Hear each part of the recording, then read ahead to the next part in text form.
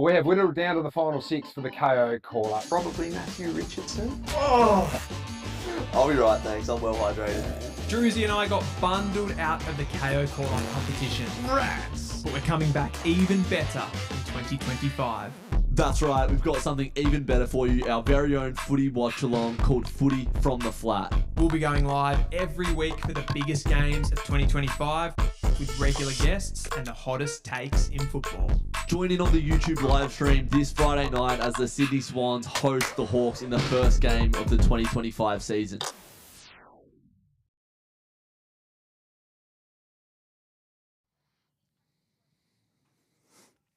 Yes, guys, welcome to the very first episode of Footy from the Flat, brought to you live on the True Footy YouTube channel. My name is Dylan Alexander, and I'm joined by the one and only Andrew Cox, better known as Drewzy. And I guess we better address the elephant in the room straight away, and that is that we're streaming live here tonight for round zero of the football on the True Footy YouTube channel, but we don't have Jesse tonight. Yeah, RIP. Unfortunately, died in a plane crash on the way back from England, and that's why he hasn't been uploading. As a good friend of Jesse's, I have inherited his YouTube channel, and here we are, making bank off the True Footy Enterprises. Thank you very much. He gave us the keys in the last few days, and we've pretty much taken to the channel straight away. We're going to try to, put these streams out every week, and we're going to be covering tonight's game, which is the Sydney Swans versus the Hawthorn Hawks, but we're going to be covering all teams across the entire AFL as well. So stay tuned for that. If you're not a Hawthorn fan, if you're not a Sydney fan, we're going to be going through everything. And I was going to go straight into the game tonight, Drews, but I was checking out some articles before I came on. I do that sort of thing, just nerd out on pretty much any footy content that I can get my hands on. And I came across an article by ESPN, and it was the coaches under the most pressure. And I thought about you.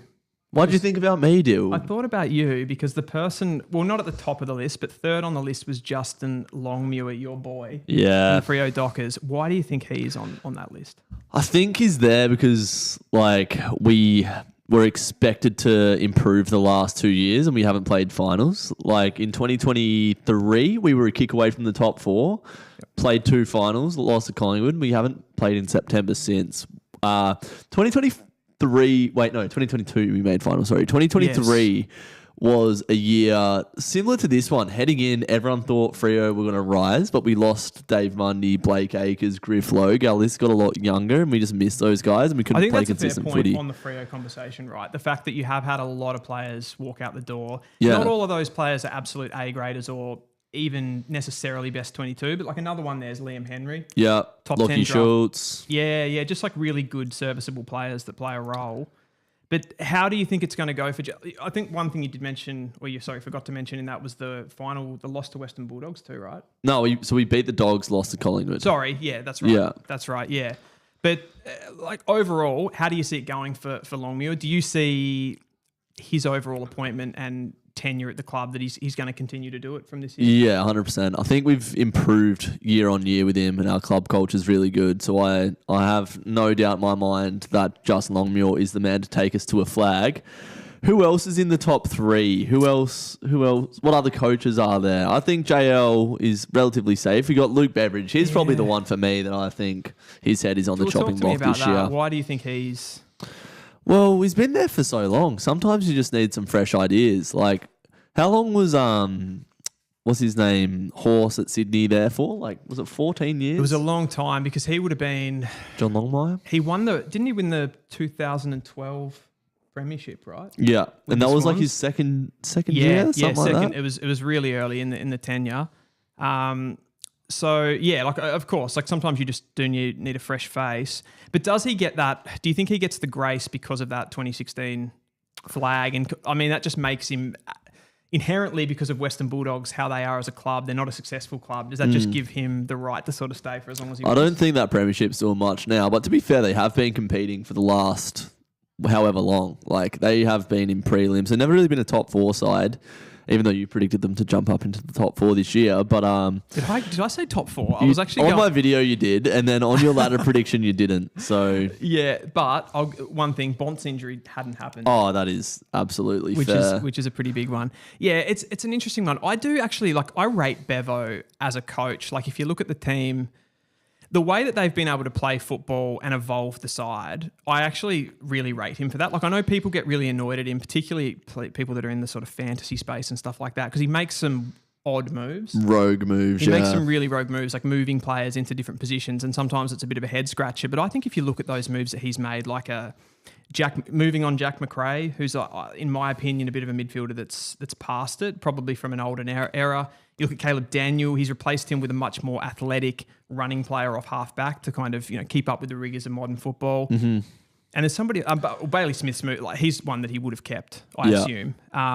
But I think he is trying to evolve the list, and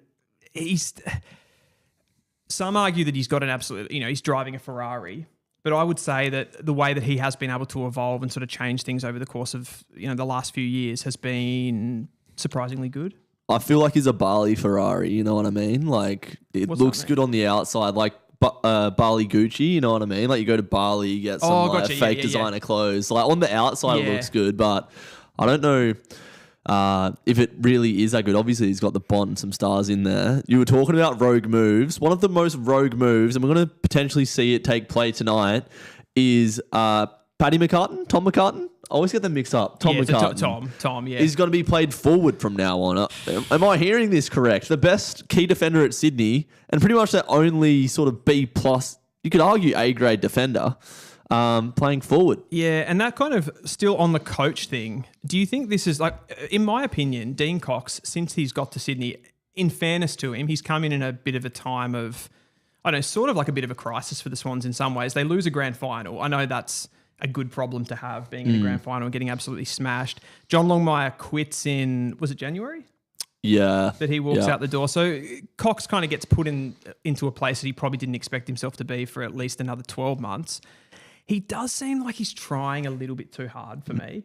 Caden said the same thing with like the 2Ks and stuff. Yeah, like they were plugging that up big. Like, he's come in, I want to, teach these guys a lesson, get into the psychology of the game, try to sort of get them back to where they were. But I feel like that, and I feel like these moves, like a Tom McCartan to the forward line, it's a bit of a, like, he wants it to, if that move goes well, then pundits are going to applaud him for it, right, and call him a bit of a genius if it really works. He's also moved Sam Wicks into the back line, so he's kind of made these sweeping changes. What are your thoughts on those moves? It reminds me of in year 10, we had a new science teacher, and like me and the boys were sat in the front row, and like we were just having a giggle, and she just like kicked me out first class of the year. Yeah. It's like, come on, like, I'm here to learn about volcanoes. Like, don't kick me out, you know what I mean? Yeah, got you. Let's see how Dean Cox goes. I do have Sydney sliding this year. When you say sliding, what's the extent to the slide? Like playing off for a top 8 spot in the last couple rounds of the season. So where they finished last year? Second, first? Yeah. So, well, they're going to slide unless they finish top again. And I don't think they'll finish top. So that's a bit of a great call if I do say so myself. I just wanted to address some of the comments. Why did you choose True Footy to be the main channel? Well, if you haven't watched Jesse's last video, I sort of joked in the intro, but we should probably unpack why we were on True Footy. Jesse is 99% locked in to move to Melbourne. And what we want to do with the True Footy channel is basically make it a massive platform for video creation, for everything you love True Footy for. But Jesse's been doing it by himself for the whole time, basically, and he's been doing it in England and just doing it off his laptop. But yeah, we're sort of the Avengers coming together, me, Dill, and Jesse, to do some a live stream every week like this, and some podcasts throughout the week. So, I guess it's like we sort of feel like the content that we make is sort of all in the same realm. Yeah. And basically being able to put three of us together, we'll be able to give more of a, I suppose, like we'll be able to give you the content not as disjointed, I suppose, as if we were doing it on our own, where we might be doubling up, making the same sorts of videos. We can kind of make more content, more tailored to the people that actually watch it. And because we make content in the same sort of realm, we just sort of think it works, really. Yeah, True Footy's the platform to do it. The man has built one of the biggest, if not the biggest, AFL YouTube channel. And we've got our first donation, $2. Jesse, make sure that goes into Dill's pocket to pay producer Vic. Which Avenger is each of you, is the question. Which Avenger? Yeah. Man, I'm so bad. I'd be Spider-Man. Can you help me? I don't even think he's an Avenger. I don't like the Avengers. But thank you for the donation, M. Tulip. You're a good man. Yeah, I'm lost with Marvel. It's Marvel, right? Yeah. Oh, I don't know, man. Yeah. Well, just back to Sydney, who are one of the teams playing tonight, of course. Really? And the Dean Cox conversation that we were having before. One of the moves that I do like that Cox is looking to make with that McCartan move. I don't necessarily like the McCartan playing forward, but it does seem like he's phasing out a Hayden McLean. John Longmire was really wedded to playing McLean, McDonald and a Marty all in that forward line. And then Hayward is kind of that, who's generally, in most teams would probably be a third tall. He's kind of a fourth tall in that setup. It looks like Cox is trying to sort of shrink the height a little bit and make them a little bit better at ground level. Which I is like Hayden McLean. I'm a fan. Are you really? Yeah.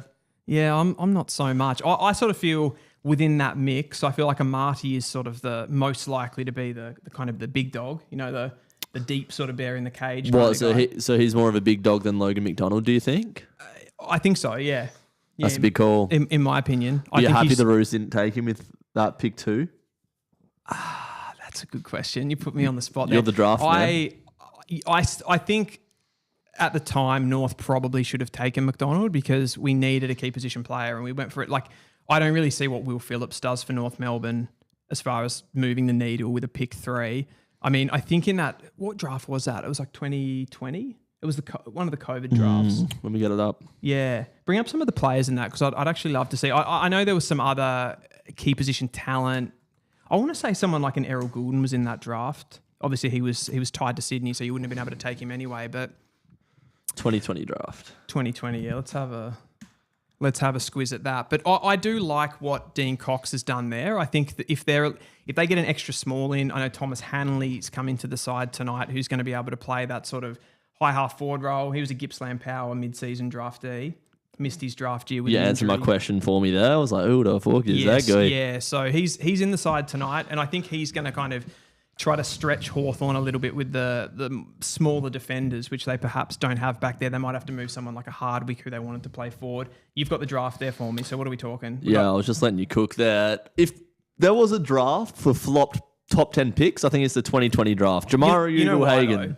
Hey? You know why? Why? Because they didn't play it was the football. COVID draft, wasn't it? Yeah. So the recruiters didn't have a proper look at them. True. So Jamara, biggest flop in football right now. No, I don't mean that in a rude way. That's a big call. Well, it's just with the current circumstances that are going on. Yeah. But he's not the biggest flop. No, he's a gun. He's a gun. Yeah. But like right now, I'm not looking good. I would say Thilthorpe is the number one. What, the number one flop? No. Like number one most talent. The player that everybody should have gone for. Well, he hasn't proved that up until this point, so it remains to be seen. Will Phillips, Logan McDonald, Braden Campbell at 5, Denver Granger Barras. He has not lived up to the hype after an exciting first year. But, this is a stinky draft. Who was actually the best player? Yeah. Bro, Heath Chapman at 14, steal. Absolute that is a steal. I'd say, I'm just looking through Maxi Holmes at 20. Oh, that's the one. Yeah. Yeah, so that's the best player in the draft. Nathan O'Driscoll, 27. We'll take That's that. a good pick. Errol Goulden, 32. There's your best player in the draft. But I think go down a little bit further. Just go really deep because I think there's someone... Oh, there's Harry Sharp. McCreary. Yeah, 44. I'd take that. Brockman was in that draft. Brandon Walker. Yeah, true. But would I... Okay, the initial question was, would I swap Will Phillips for Logan McDonald? I probably still would. I know that sounds really harsh on Will Phillips, but if North just had another... North have tried really hard to get in that sort of second foil to Nick Larkey. We've got Teakle on the list. You'd still prefer... You got Jack Darling now, bro. What do you mean? Well, we've got Jack Darling, but that's not really a long-term prospect. I'd rather... to answer the question, I'd rather a better forward than Logan McDonald. But I'd still rather Logan McDonald than Will Phillips. Fair play. We got UCAT in the chat. Hello, UCAT. Jamara Ugle-Hagan to Hawthorn in 2026. From what I've heard, some bad things about this Jamara Ugle-Hagan situation. Not going to bring it to light on the stream, but some crazy stuff. And it all goes back to that night at Electric. Remember the last stream? I'm not even shitting you right now. Okay, so Drewzy had a night out. This happened, 12 months ago? Nah, so it was the end of last season, the last game that the Dockers played. It was that night. So Drewzy had a night out, and there were a lot of AFL players out at a club one night, and he learnt. He had a big learning and discovery. I did. There was, not even kidding, over 100 AFL players in this nightclub. I don't need to bring this to light too much, but all I can say is Jamara Ugle-Hagan was not hanging around the people you'd want him to be hanging out with that night, is all I can say. Okay. And all this talk that's coming out about him was from that period before finals, before they played Hawthorn, and it was 2 weeks before then. I digress on my point. But I think it's a good pickup, though, from the comment. So Jamara to the Hawks. I think that works really well for them. You've got Marbial Chol. He's someone that I don't think he's really up to the level at times. To use a buzzword from last week. So the jury's still out on Chol. You've got Cal Shadir, currently injured, obviously a really good player. It's really Mitch Lewis, isn't it? If Mitch Lewis sort of becomes what everybody expects him to be, I think Hawthorn are pretty stacked in that sort of key forward line. But if he just seems to keep picking up injuries all the time, which is a concern. And then someone like Jamara would be pretty handy. But I think the thing is with Jamara, even when he is playing and playing well, I think there's probably still question marks about the way that he goes about it, just like his physicality and stuff like that. It's not always... His commitment. His commitment to the contest and stuff like that, which we've sort of talked about a lot as being pretty much fundamental for a key position forward. So he'll come out on the other side of it, though. He has talent. We got another donation from the actual Baron. Thank you very much. $1.49. Baron. I was on his channel. Is it the actual Baron or the fake Baron? It is the actual Baron. The actual... Absolute legend. We did a fantasy conversation on his channel. He's a big presence in the social media world. So thank you very much, actual Baron. All right, we've got 1:50 until the football season starts, Dylan. Put it there. Perfect. Are we going to do our thing? What's our thing? Oh, football. Football's back. We see Jesse. That feels so wrong. But it feels so right. My thing with Dean Cox coming in and what Sydney need to do in this game, I'm a little bit worried for them. Just the fact, I reckon this is your worst nightmare. If you're Sydney right now, you've got smashed in 2 grand finals in 3 years. You've got a new coach in the door. You do not want to be playing a rampaging Hawthorn side. Yep. One of the hottest sides in the competition. Let's talk about the Hawks for a second, because we've mostly so far talked about Sydney. Why do you like or dislike the Hawks in 2025? I think one of the... Talking of buzzwords, the coolest term in football right now is high half forward, I reckon. It's so hot. And I reckon Hawthorn have the hottest high half forwards. Talk to me about those high half forwards. Dylan Morrill, Australian. Jack Ginnivan, premiership player, absolute jet. Nick Watson, top pick, just tearing it up. And then you got Bruce, who's just like in the stocks there. Am I missing someone here? You're missing a couple, but okay, so Bruce is actually out of the side tonight. Has Right. been left out of the side, as well as Gunston, not in the small forward brigade. Probably the one that I feel is going to push forward in this Hawthorn side, given what they've brought in, is Hardwick. Right, yeah. I think he's another small forward that just has so much physicality to the way that he plays. I wouldn't say small forward though, medium, right? Medium, yeah. Medium. But he's in that. Like he's not a key. They've got Dylan Moore playing as a ruck rover tonight. The teams are an absolute joke. Oh, right. Like look Never at mind. you've got Will Day in the forward pocket. They're That's just not happening. trying to is throw it? cheeky ones, aren't they? Yeah. You can't really trust the teams. I wish we were a bit more strict on that. Just like, not that I know, like in AFL, you're never going to be playing like a formation, but I don't really know why coaches do it. Like, what does he think that Dean Cox is going to look at the team sheet and go, "Ooh, Yeah. like what are you doing?" Will Day forward pocket. Yeah, like that's happening. Oh my God, football season's back. Yeah. Football season is back. All the waiting. Question before we go on: predictions. Sydney win by 9 points, but I actually think Hawthorn will win. Hawks by 13. Here we go. Here we go. Newcomb out of the middle gets it today. What a combination! And that was Battle, the new signing. How do you think he's going to go with the Hawks this year, Drewzy? He's going to be a good defender for them. I'm just so excited that football's back. Look at the scoreboard. That's new. That is definitely new. That's a bit retro, isn't it? It looks a bit blocky, but I don't mind it. Oh, that's a terrible the kick from Chad. Oh, that's over. That's definitely high. Aim on his left. He'll kick that. Goes bang. He'll kick that. sliding. That's a he is hit it the post? post. Speaking of Hawthorn's small forward brigade, they led the league last year in free kicks won, and we almost just saw it there with a high tackle. Yeah, that's those small forwards, right? Yes. Just winning contests. A lot of people don't know this, Drewzy, but free kicks are actually in the contested possession build. So when you get think about contest, you do have to think about those free kicks. Days just chopped this one off. If Hawthorn can have an extended period here, just locking it inside forward 50. I love McDonald. He just got the footy then. That looked like a 15-metre kick to me.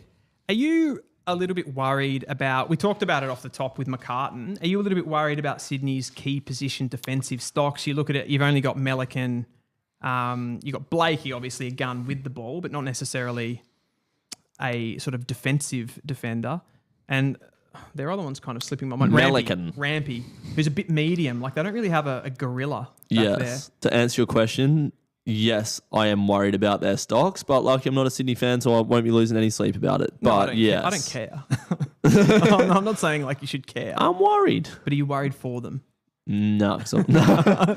Do I think they have weak defensive stocks? Yes. Yeah. And looking at this side, like Roberts, Rampy, Patton, Wicks, Melican, that's not a good That's back a six. train wreck.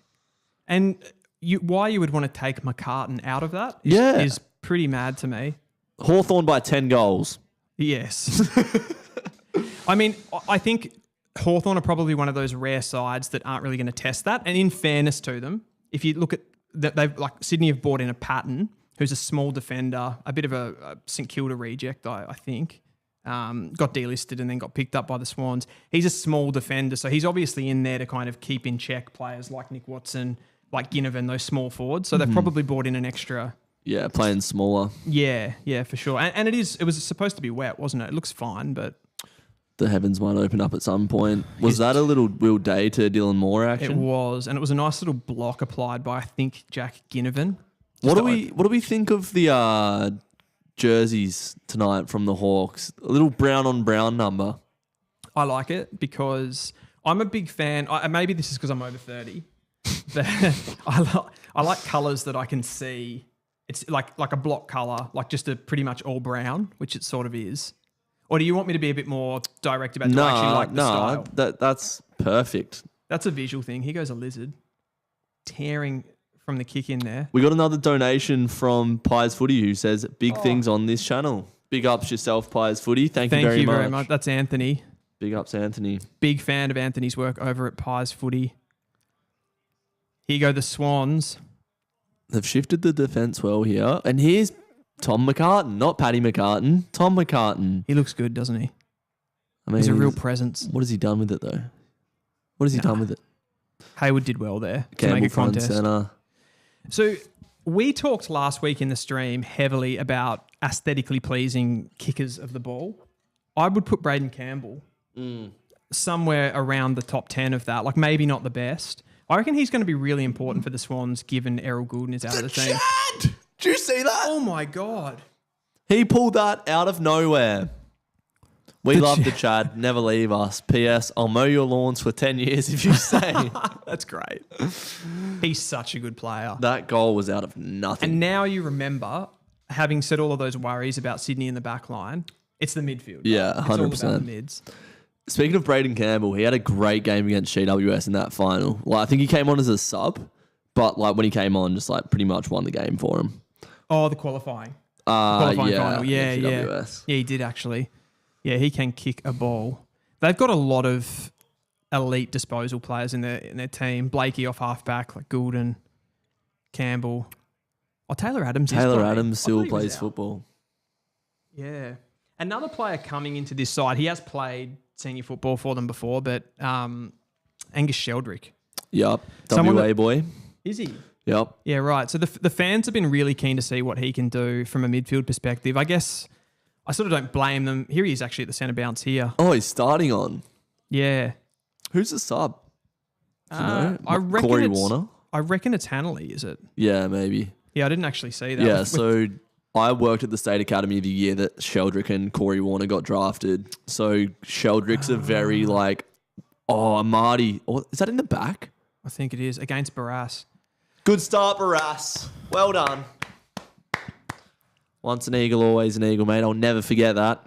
Is that a real thing that you I hold don't resentment know. against him? Oh, well, No, be honest. there's a tiny bit in my heart that makes, I've seen him run around in blue and gold. So Do I'm just you do you actually have that sort of visceral hatred? For West Coast, West Coast. 100%. Yeah. Do you really? Definitely. So talk to me about some of their, tell me about the most hated players. Luke Shuey. Just Yeah, because he was so yeah. good. Just because he was so good, not because... And just he embodied what it was to be a West Coast Eagle, What is it to be a West Coast Eagle? Arrogant. That's about it, really. Yeah, arrogant. Okay. Yeah, just think it like... Is there any sort of class divide built into that in the city of Perth, or is it? It's not like being. Oh, they say loosely that like north of the river is more West Coast and south of the river is more Freo, but I don't really buy into that. I think if you're more from closer to Freo, you'll support Freo. I feel like West Coast have an older fan base. Right. I mean, they are a bit of a concocted team, right? They don't have sort of a history outside being. Yeah, let's go with that. that sounds good. Good, strong lead from Amadi there. It was. I actually heard David King talking on SCN today about the dynamic of Barras and Battle coming into that defence and just how, it could take. He sort of said that, it's a good problem for them to make, but to have, sorry. But it could, it could take several weeks for that to really sort of gel. Yeah. He makes a good point there. He goes Warple. The Warpedo, if you will. That's a great clearance. clearance. Dylan Moore's just taken that with one hand, made it look easy. So that's the in for Sydney there. Patton's playing directly on Dylan Moore and just loses a one-on-one. But that's the sort of clearance, like if you can get that sort of damage, and that was actually a Grundy tap. So Grundy's clearly won that tap, right? Straight down to Warple and the sea parted. Who needs Ruckman, honestly? Most overrated position ever. That's a disaster class. Who would have two Ruckman on $1 million contracts? Most overrated position ever.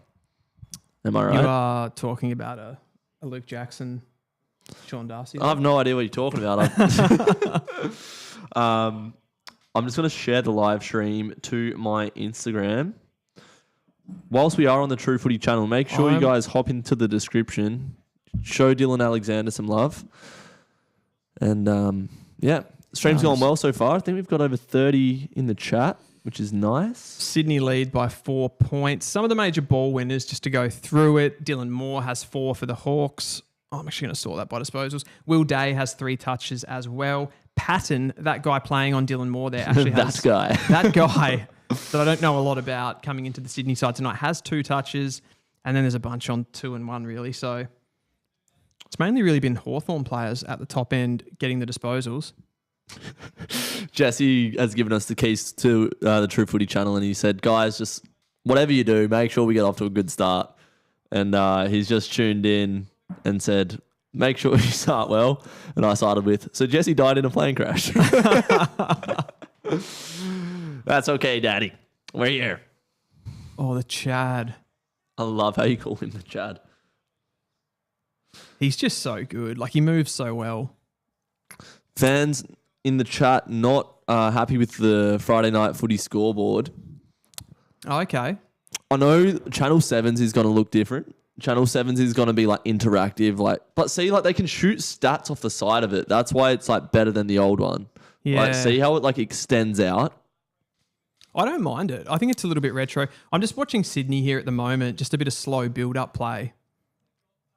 It's probably a bit of a tactic just implemented against the Hawks. They love that sort of run and gun, get it in quickly, and this is just, Melican's just absolutely shagged it. Someone would call it foreplay. Yeah, that was not good. I think it's going to be a big part of football in 2025, just being able to play different tempos. Yeah. Obviously, everyone talks about moving the ball quickly, but I think Brisbane really set the scene last year for changing the way that they move the ball, different stages of the game, being able to control the football so that you don't get those run-ons against you. Yeah. Yeah, there was something stupid in the grand final. Like Brisbane had 180 uncontested marks. Or something which ridiculous. is obviously a massive breakdown in defence for Sydney as well, because it wasn't like they were just taking uncontested marks in the back line. They were actually just picking off their zone. Bad day to have a bad day. Like it was nothing. So a forward 50 stoppage for the Hawks. They trail by 4 points. You'd think a Dylan Moore is going to be really, really dangerous at this stoppage. I haven't seen Nick Watson yet. He's a small man. He's easy to miss. He is. Lloyd. Lloyd Meek just spun out of a tackle. Sean Darcy would still be 90 degrees around the circle if he started doing that. Can someone get in the chat and tell us if Sicily's playing forward? Like, Massimo. Massimo. What a kick. Absolutely outrageous. You did want to discuss Massimo. Are you a big fan of the man? I love him. I love Why don't you marry him then? We'll be here all night. True Footy Enterprises. Sorry. Yeah, right. So Mass. I love a specialist winger. Right. And the fact that they were able to go and get him, I'm pretty sure they didn't trade for him. He was delisted, wasn't he, by the Bombers? No, I don't reckon he was delisted. Lloyd Meek kicks a goal. The Meekster. Does that hurt? Meek the freak. Yeah, it does. I like him though. Yeah. Going back to that night of the electric, we had a good chat, me and Lloyd. What did he say? I was just talking to him about, I was like, I'm gutted you left Freo, mate, but I'm happy for you that you're playing consistent footy. And he's like, oh, thanks, mate. That was about it, really. That's a bit boring.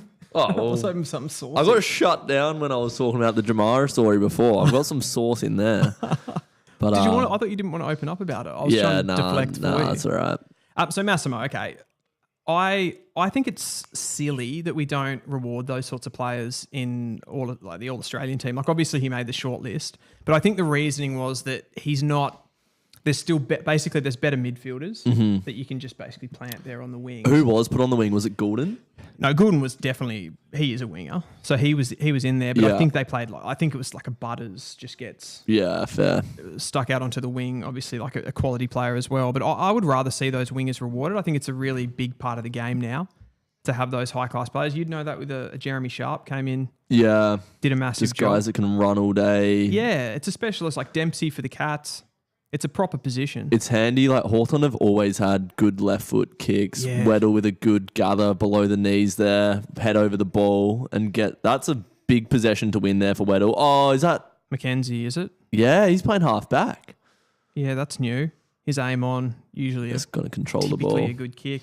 Sicily's still playing behind the ball, so I thought he may have gone forward to test them a little bit, given that they've got Cal Shadir out, Mitch Lewis out, but he's still behind the ball. He's still one of the best defenders, intercept defenders in the competition. Yeah. Hawthorn have never been a long down the line team ever. Nah. I bet they do now though. They have to. Everyone is sometimes. Oh, Roberts. I feel like there was like 3 years of terrible football where Freo were just long down the line. What era? Is that Ross Lyon? Yeah, and early JL as well. Pick 61 and a future fourth for Massimo, who was a first round pick for Essendon. That's the most Essendon move ever. Was D'Ambrosio off? He wasn't a first round pick, was he? I'm pretty sure he was. Nah, he was a mid-season, an MSD. I'm challenging the draft guru right here. Yeah, he's a MSD. Oh, free kick to Oh, he was mid-season. What the hell? Why did I think? Oh, Yeah. third pick, bro. He was. Well, yeah, but mid-season. It's a bit different. Oh, that should be 50 for me. I agree. We were talking about, and it is 50. Yeah. Oh, the captain of the club getting pushed over that easily, are you, Sicily? Oh. You made a Weet-Bix, are you, Sicily? Get on your feet, son. I like this about the Hawks, though. What, do they moan and complain? Yeah. Why do you... Are you being serious? No, actually, yeah. Like, I don't know. Like that they moan? They bring a little bit of colour in those situations. Not in their jerseys, they don't. They look fucking terrible. Yeah, they're pretty fair. Taylor Adams gets a cheap one. But that was the turnover, obviously, there. Behind centre, it was Florent. He's a player that's emerged a lot over the last couple of seasons. He goes under the radar, doesn't he? He does, yeah. And I think, again, he'll be another one, as far as like moving the ball for Sydney, will be big in the absence of Errol Goulden. You were talking about, last live stream we were having a discussion about the 50 that was just paid. Like, I was a fan of like the make you earn it type philosophy. Yeah, and you were like, specifically said that. You said make... But when you see that, like, he's taken the mark and you've just made contact, like... What I don't like particular, like that one, like there probably wasn't that much that Taylor Adams could have done to like play it on and, flick a handball over the top in that situation. But I hate when it disrupts play, particularly like if it's a little bit higher up the field and it just gives, like Sicily does that, 65 out from goal and it just makes the entry that much more slow. He goes day out of the middle. Look where he put that ball. So much penetration on the kick. Like I've heard lately people talking about Will Day that he's underrated. He's overrated. Do you watch football? Yeah, like he's so good. Like his 2023, the breakout year, was absolutely enormous. Like I know he was injured last season. What was that for? Holding. Well, I don't like seeing that paid. They're both holding each other. It's Patton again. Do you think there's a little bit in that free kick, a little bit of the case that who's this guy with Patton? I reckon it was umpire positioning there because he was on this side. I reckon that was like, you could have mirrored that and it would have looked the same both ways. John Newcombe kicks a goal to put the Hawks ahead. This game has lived up to its billing, hasn't it? Like, it's going to be massive. Like, I'm really excited for this game. And I think it actually plays a lot into the psychology of, what Sydney have to sort of deal with this season after that grand final. Like, it's going to be a hard, long year for them and games are not going to feel like they matter until they actually get to the finals for me, if they are to get to the finals. Games for the Swans, like because of getting smashed in 2 grand finals. What, you think they just have to get there again until games matter type thing? Is that what you mean? Pretty much. Like they're not going to really be able to get much like nourishment. You say that like they're a walk up top 8 side, and I don't know if they are anymore. No, well maybe they're not, and like maybe that plays into it. Maybe they're not because of the psychology. Maybe they're not because of the list. Like I think we can sort of unpack that as the game goes on. But I just think they have a lot to deal with psychologically. And Hawthorn's a bad team. They're lucky that it's at home, but Hawthorn are a bad team to play tonight. Hawthorn's midfield is cooking right now. It absolutely is. What a gun Warple has turned into. Yeah. Like he would have been a guy, I would have talked about him like McRae. Yeah. Like a couple of years ago. Their midfield is so like tough. Oh, big intercept mark from Jack Scrimshaw. I like him. Who owns a wine bar in Richmond. Interesting. Have you been there? I haven't. I'm pretty sure it's the same. I think he's a co-owner with Gus Brayshaw, unless I'm making that up. Anyway. Look at the way they move it's the ball insight here, I bring to this live stream. I once saw Jamara Ugle-Hagan on a night out. Oh, Marby Orcho has flown for it, and he won't be running for another 10 minutes, I don't reckon. He's got a big night to play, Joel. Here we go. Ollie Florent. They've won the game within the game. Hayward, brilliant kick. It's a great kick. Talk about best kicks in the competition. Will Hayward would be right up there for kicks on goal. For kicks set like shot. No one comes better than Will Hayward. This is a for me. massive turnover game right now. Football's back. I'm so excited. I love the way that these two teams play. They can both play different ways. Like they can play the contest. They can also play the cultured. Like Hawthorn are a bit of a, like if you want to make a soccer analogy here, a bit of a Man City of the AFL. Why do you draw that comparison? Just a very cultured team. It's kind of also like a... What do you mean cultured? Like the way that they flick the ball around. Like good, precise kicks, ball control. I'd say that's more Brisbane than Hawthorn. Well, Brisbane as well. I use the analogy a little bit there too because obviously Man City being a wealthy team, Hawthorn kind of being a well-to-do area of Melbourne. Fair enough. I'm taking liberties here. Like this, No, it's not mate. a perfect comparison. What scoreboard do you guys think is better? The footy from the flat scoreboard or the Fox footy scoreboard? Get in the comments. That is your question I feel of like the round. the Fox footy one would be significantly more expensive to Yeah. put together. I could have done that on Photoshop in 10 minutes, It's bro. not that different, is it? Really? No. We do have the live scoreboard happening now. We've got producer Vicar behind the board. Oh, McCartan got two hands to it. Oh, Papley Papley. just hit that pack like a steam love train. it. Can he finish? Tip rat. Oh, is that a goal? That's a goal. I reckon that's That going to is go to a a goal goal. review. Oh, what a snag. Footy's back. I feel like a kid. I said to my friend today, I was like, today feels like Christmas Eve. Yep. And Christmas is on grand final day, and the anticipation of football is like it's just Christmas Eve all year. Would you feel the same way though, if that like Papley goal there was Brockman and it was West Coast kicking the goal? No, I'd hate it. This is shit. I'd hate it. But how Papley just attacked that like I don't know. A lion attacks a struggling. That's why everyone's cub. so excited about the small forwards in Just the ignore comp me. right now. Like that's brilliant. He's like falling over at full tilt. Like I thought that was touch. That looks touched. Yeah, McInerney. Did they appeal McInerney's it? surely got a glove on that. Like they'll review that, I reckon. No, they've gone back. Yeah, interesting. Are you going to bounce the ball? McInerney's playing centre bounces. What do you think about that move? Sorry, before we get onto that, are they going to run this shit where they go back to the center square and then review it? Because I hate that. Yeah, me too. I want to just see the game flow. Like I'm pretty comfortable. Like I'm a person with this sort of stuff. I'm fairly comfortable with a mistake every now and then. Yeah, but like, just appeal it then and there. Yeah, for sure. Like, yeah, it's touched. It's obviously touched. Is it definitive? They didn't have the Black Magic 4K cameras on it, so I can't see. I can't tell you. It's clearly touched. Like they've both touched it. Maybe McInerney touched it once it was already across the line, but My brother just messaged me, vocalist, saying I'm too close to the mic. So, yeah, now I'm back from the mic. Okay. Shout out to brother Sean.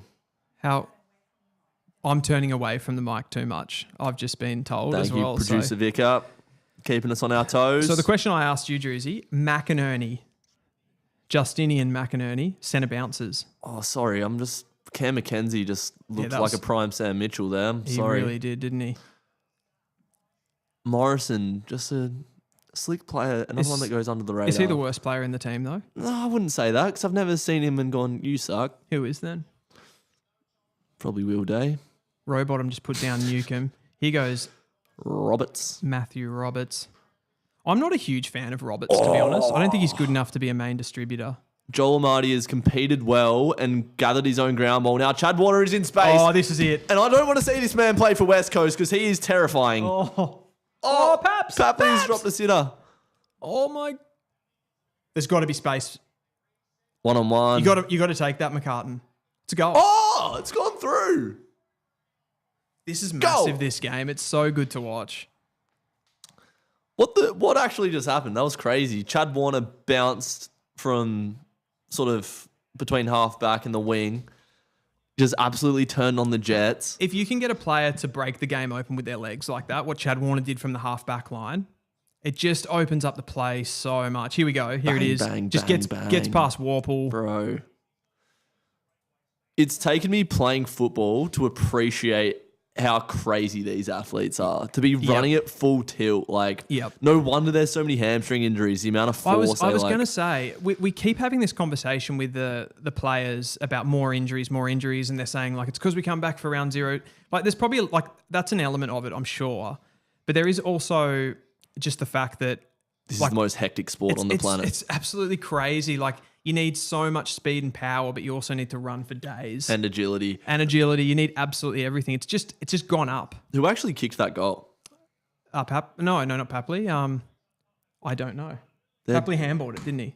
They're going through this review process again, and I hate it. Yeah, I don't like this. Just get on with it. Like, that was a goal. Oh, and it wasn't touched here. No way was it touched here. No way. Or maybe it's clearly touched there. yeah, I was going to say the ball deviates. Ain't nobody Did they gonna pay the break my previous one? stride. They did, yeah. They did pay it. It deviates? Does it? I thought it did. And that's why you're on the big bucks still. Yeah. I think it was Florent. Oh, yeah. Yeah, Papley kind of dropped that mark and then just flicked the handball. We're 1 quarter in and already 2 shocking score reviews. Yeah. I mean, he did touch it. Yeah, but it's like, just review I it straight know. away. Review it straight away, deal, man. Yeah. I don't know if like those ones too, where it's like such a glancing thing like that. Like, I don't know if I want to see that. Like, can that just be a goal? Yeah, straight up. I agree. Yeah, like, I don't know. Speaking of, I have no segue for this. Blake Hardwick looks like he's playing forward of the ball. I haven't seen him behind the ball. He's not been... Is that him again? That is him. He's yeah. just kicked it to Sicily and received another kick from Sicily. Yeah, he's getting involved. Plenty of numbers hitting up at the ball, but Hardwick says, nah, I can kick the ball 80 metres. Looks more like man on man. Oh my from God, Sydney. how was he hit that kick? I'm sorry. Warple, handball to the outside. Dylan Moore runs into traffic, snaps it on the right. It's bending through. That What a is snag. massive. And a good call by me. Dean Cox.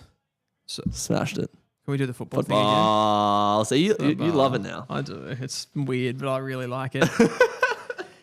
You know, you talked about that buzzword earlier in the conversation about high half forwards. Yeah. Is Dylan Moore the best high half forward in the competition? Have you seen Sam Switkowski play football, bro?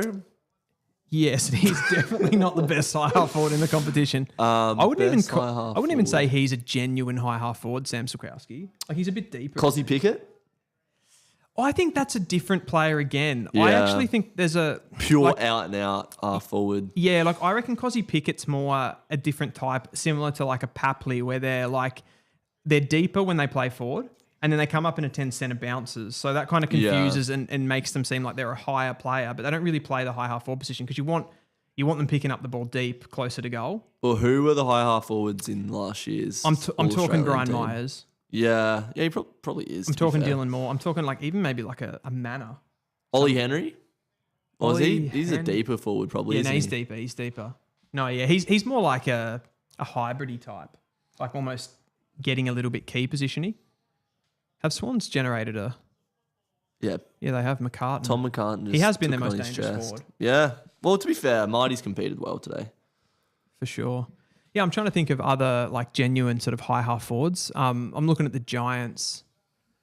They've sort of drafted pretty heavily in that area. Like, Darcy Jones. oh, yeah, 100%. Darcy Jones, he's a high half forward. Alex Neil-Bullen at the Crows. Yep. Oh, Tom McCartan. Way to announce yourself. Ooh. Brent Daniels. Yes. He would be yes, top two that's for the one me. I'm thinking. Yeah, he's great. He tore us to shreds last year. There's some teams in the AFL that don't have genuine players in that position for me, and they struggle. Example? Carlton. Yeah. I mean, they run players through there like Cottrell sometimes, plays as a bit of a utility. Fogarty. Footy. Play on. Here's Ginnivan. I haven't seen much of Ginnivan. Gee, he looks slow then. I think the ball was a bit behind him. This is- Will Day wanted to do a Oh, sidestep, but he got tripped up. He You did. got to pay the trip there, I reckon. Where does Will Day sit for you in the pantheon of best players in the competition right now? I don't know what pantheon means. It sounds grandiose. It sounds big. You're saying words that are way too big. Where does he sit in like the conversation? You knew what of I best? mean, though. Yeah. You could tell from context. Pantheon. Pantheon. Jesse, get your panties on. We're going to Metros. That's an old True Footy joke. He'll love I that. have no idea what's going on. Look, I was traveling through the whole 2023 season, so like I didn't get to see that. You missed it. Yeah, I didn't. But like the games I've seen him play is a freak. I reckon I could still name, and I don't want this to get clipped up, but I reckon I could name at least 8 better mid. It'd be fringe top 10. Well, Warple's having a shot at goal, so give me some names. Zach Butters, Patrick Cripps, Marcus Bontempelli, Nick Dacos, Caleb Sarong, Petrarca, Lockie Neal. I would prefer Isaac Heaney, Yep. I'll give you him. Chad Warner, and Errol Gordon. There's 10. I reckon Caleb Sarong is overrated. All right. Cheers, guys. I'll never be on this stream again. I'm packing up. I'm going home. Can you at least give me a rebuttal? Tell me why I'm wrong. No. I didn't. Yeah, sure. Have you got a charger? Yeah. Hawks are just doing a little bit of tempo footy, just getting the ball in the hands of a Barras. He's kicked it out to a Scrimshaw. So they have sort of looked to drop into this sort of a formation, the Hawks, like just chip the ball around, bide their time. Mackenzie sort of gets found in the middle of the ground here, opens things up a little bit. Deep entry, not a lot of representation for the Hawks. Oh, Sheldrick's just absolutely... Oh, my God. Sheldrick's had a mare there. I hope you've had time to think about what you said, but what a goal that is from Will Day. Did you see that? No, I didn't. I was too busy shaking my head at what you said. Deep entry, like Hawks, slow build-up play. They find Mackenzie in the middle of the ground. I think it's this kick from... No, it's not Barras. Scrimshaw, maybe. Great kick, Scrimshaw. Finds Mackenzie, who just... Yeah, that's the kick. That's ridiculous. That's the kick. Opens the game up. Not many players can do that, and Scrimshaw's just such a... Like, what a player to have. Like, that sort of size, such a good utility, and then can kick like that. Yeah. It's great. Unbelievable. So the entry is not even particularly good here. Like, they didn't have a lot of representation. There's a bit of a contest there. Watch Sheldrick. He's just had an absolute nightmare. Oh, yeah. He's just stepped over the ball. Did he try to soccer it away? I think so. Oh, that's... Yeah. When you got Will Day hot on your tail, I'd do the same thing. Yeah. Oh, Heaney, Campbell, Warner. You're not going to tackle him. You're never going to catch him. And that's Newcomb. Yeah, Roberts isn't up to the level. What a kick. That was an absolute shank. He's not up to the level. What do you mean? Was that the guy that you said he's not up to the level that hit that kick? That was the best kick I've ever seen. I was being a bit facetious. That was a scuffy kick, though. That was actually... He did not mean to do that. It did work out really. Yeah, it couldn't have been more perfect. But perhaps.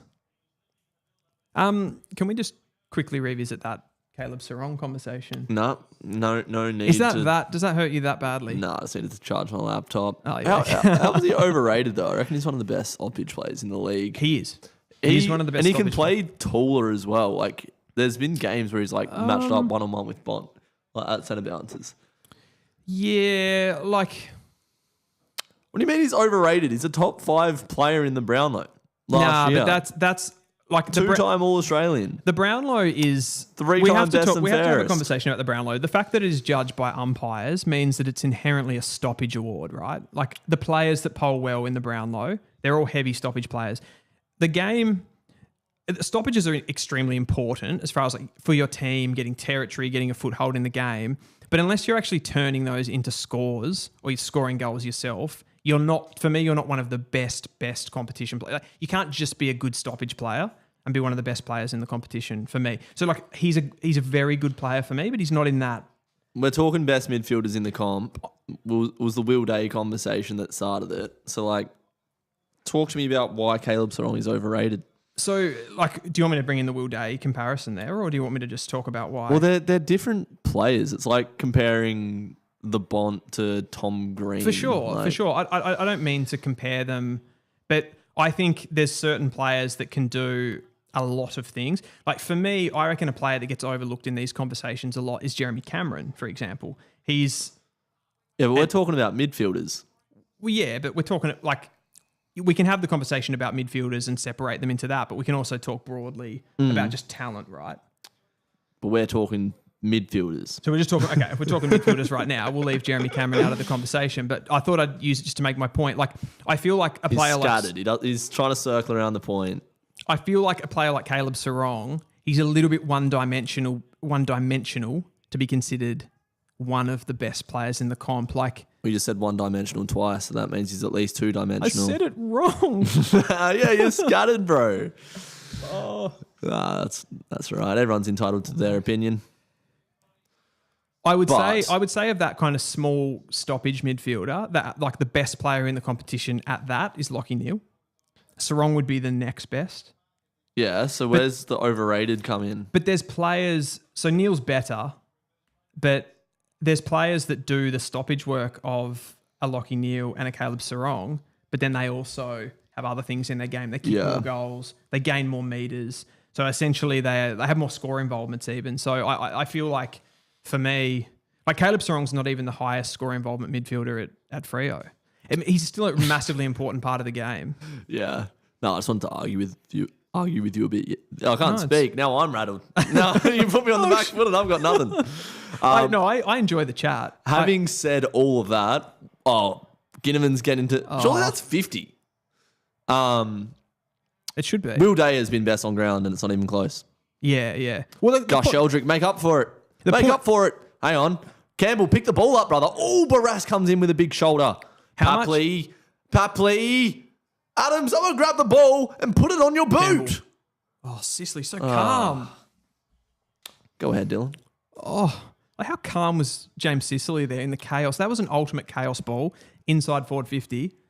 Sydney players everywhere, and Sicily just came in. I just can't believe caressed the ball. I can't believe the player that Lloyd Meek has become, man. Just looks in such good shape. He's had a massive quarter. It does happen a lot though when clubs have that amount of quality in one position. You start to get these guys that are pretty periphery. Yeah. Just turn into absolute guns because they're learning off better ruckman. God, they're putting it on Marbior tonight, I tell you that much. Far out. Melican probably standing him, is he? Oh no, that's... Sheldrick. Yeah. Gussie boy. Yeah, here we go. Amadi, that's got to be a free kick, right? No. Jeez. They're putting it on him a bit too. Here goes Heaney. Heaney's done a lot of those sort of like look away handballs tonight. Haven't necessarily paid off, would you say? I would say they definitely haven't paid off. They've just been a little bit too cute, I would say. It's looked good. What would you say that means? That one of the Hawthorn officials holding a TNT sign. What does that mean? 7 seconds to go in the quarter. Just go for it. Bomb it. All right, it's got to be it. It's like, bomb it. See, he's bombed the ball, bro. Just bomb it. Yeah. I love that. Like, what do you think that could mean? Just go for it. You've got to drop the bomb, bro. There we go. That is quarter time. The Sydney Swans 27 to Hawthorn's 33. Okay. 1 goal difference. Talk stats to me, man. I'm going to throw some stats at you. So Will Day has had 10 disposals, including 6 kicks. And I'm not going to do this for every player, am I? That's going to take so long. It'll take us through to the second quarter.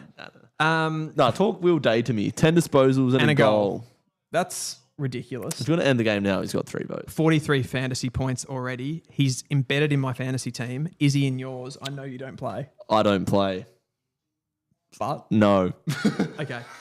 Next sort of highest performing player in the fantasy realm is Isaac Heaney. 9 disposals, but no goals. I haven't really... Maybe it's just because we're talking the whole time. Have you noticed like a big impact from Isaac Heaney in that first quarter? Not really. He's had his hands on the ball from stoppage a little bit. I feel like Chad's been more dynamic, more direct when he has had the ball. He's only had 6 disposals. James Jordan's had 7. Like, I haven't noticed him that much. Not that he's a particularly noticeable player. More of a...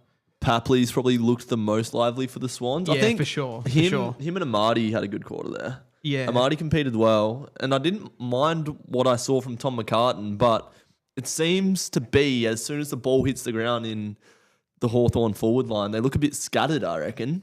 The Sydney defense? Yeah. Yeah, for sure. How many goals from free kicks that quarter? There was that...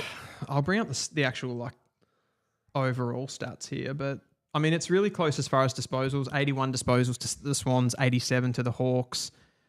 Inside 50s, 13 to 10 in favour of Hawthorn. I think that's probably come from stoppage. Does it show goals from blah, blah, blah? Nah, we don't.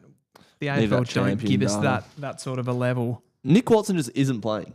I have not seen him at all. Hawthorn have a slight lead in clearances, 13 to 10. And I feel like Hawthorn's clearances have been a lot more dangerous. Like when they have got out of the stoppage, they've had a lot of time and space. Like case in point, that Warple one, the tap down from Grundy to Warple. Like the sea just parted for him and deep entries to players like Will Day, Warple. Newcomb's been a little bit quieter. I don't have the numbers on him. I'm just sort of going through. Newcomb's had 4 touches and a goal. He rested forward and got that goal against... Yep. Who was it? Was it No, it wasn't Hanley. No, it was Patton. Patton, the Saints reject. Stoppage clearances 7 to 6 in favour of the Hawks, 6 to 4 at centre clearance, where I feel like they've been a little bit more dynamic. Can confirm Nick Watson is playing and has not registered a single stat. Not even a tackle. Not a tackle, not a mark, not a nothing. So who's got him? Because I think Patton's been playing on like a Dylan Moore. Roberts, potentially. Robert. That doesn't feel right that he would play on Nick Watson. Like, I don't know if he'd have the mobility for Would it him. be Blakey, maybe? That would be fun. I don't know. We'll keep an eye out. Yeah. Tell us in the comments if you can. Yeah, get in the chat. Now that it's quarter time, I am reading the comments. I do have the chat up the whole time. But yeah, who's impressed you in this past quarter? And leave a like on the stream as well to support the stream. Thank you very much. But yeah, have your say. What have you guys seen in that first quarter? I'm going to give you one of my pet hates here, like as I read down the stats. And I actually did a video on this, but it was about contested possession. Yep. Why don't we just break them up into the different things? There's 7 stats that go into the contested possession. There's 2 aerial stats, there's 2 ground ball stats, and there's 3 sort of that have both aerial and ground level stats in them that make up the entire build. Why don't we just have them individually? Why do we have to have them as one big number? They're completely different. Like a contested mark gives you no indication. Like, why would that be in the same build as a ground ball? Like, they're completely different things. You're the stat man. This is way above my head. Yeah. I just like seeing sick goals get kicked, man. Me too. But go ahead and say what you believe, man. I support it. It just frustrates me a little bit. I just want to get a little bit more context of the entire game. Like, I want to see... Is one team having an advantage in the aerial phase? Is one team having an advantage in the ground ball phase? I just don't get it. And I get it from like other stat things later in the week. But not during the game. But not during the game. And just give it to me. Just give me what I need. It took me until I was about 15 to understand what cont pos and uncont pos meant. Okay. Like, I used to watch like Friday Night Footy and be like, what the flipping heck does that mean? Was it something that you just went, who cares? Or was No, I think it was just like I was a small brain child and I was just a bit like, like... Small brain child. Yeah, well, I'm still a small brained man, but here we are on True Footy Live. Footy from the flat. That was a nice high five, especially the fact that I wasn't looking. Are we going again? Nah. That was fun. Sam Mitchell talking to the troops. What do you reckon? Get inside his head right now. What's he saying? He's got Jack Ginnivan right in his face. I think he's saying we are dominating them at ground level, get the ball in and make their defenders work. We need to... I don't think there's anything really... Maybe just be a bit more... Do you reckon he's saying we're dominating them at ground level, but we'll never know because we don't have the stats? Yeah. The AFL Live app hasn't updated yet. But it seems like you're going all right. No, I think all Hawthorn need to do is stop the Swans transition and could be toast. I wasn't going to do footy tipping this year until me, you and Jesse were on the phone last night and speaking like we could use it as a content piece. Yes. Downloaded ESPN footy tips and I didn't want to tip Sydney, but I did. This is why I hate footy tipping. Because I tipped the Hawks. It's actually a good time to promote this. So jump in. There's a link in the description of the video, I believe. Producer Vicky, can you confirm that for me? Of what, the footy tipping comp? Yeah, just the tips. There's a link to Not in the link of I'll chuck it in. Maybe I've taken too many liberties again. That's all right. There is a True Footy tipping comp, and I assume most people in the chat, we've got 45 people in the chat, they're all True Footy fans. So I assume a large majority of them would be in the chat. Amazing. Thanks, everyone, for checking out the first episode. God, Andy has come in with some negativity. Over-umpired contemporary football is utter shite to watch. The soul of the sport has been killed. I don't know what you're talking about because it's the second quarter of This is friggin' great. I'm loving it. Grundy just mongrels one forward. That's got to be in the back. That has to be in the back. Grundy again. Little cheeky handball. Chad Warner says, you can't catch me. little chip outside. Oh, Jake Lloyd. Lloyd. It's his 250th tonight. I don't get him. Yeah, neither.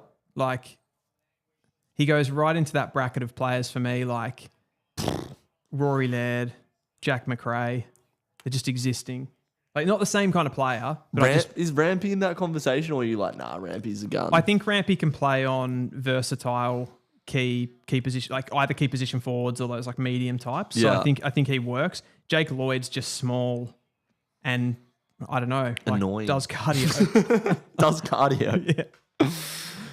Oh, All right, let's have a good look at this Sydney backline as they chip the ball around. Melican, Florent, Blakey. the lizard.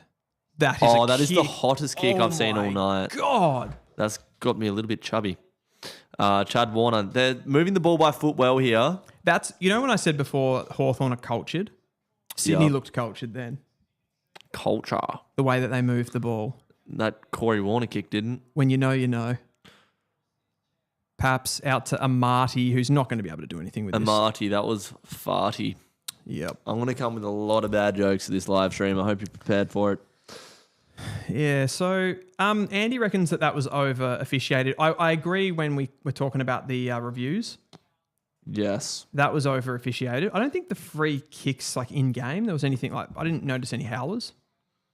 Yeah, no, I was pretty happy with Nothing it. major. Newcomb really good from stoppage Real there. day, bro. Like that's the thing. Get it on the outside and can get it on the inside.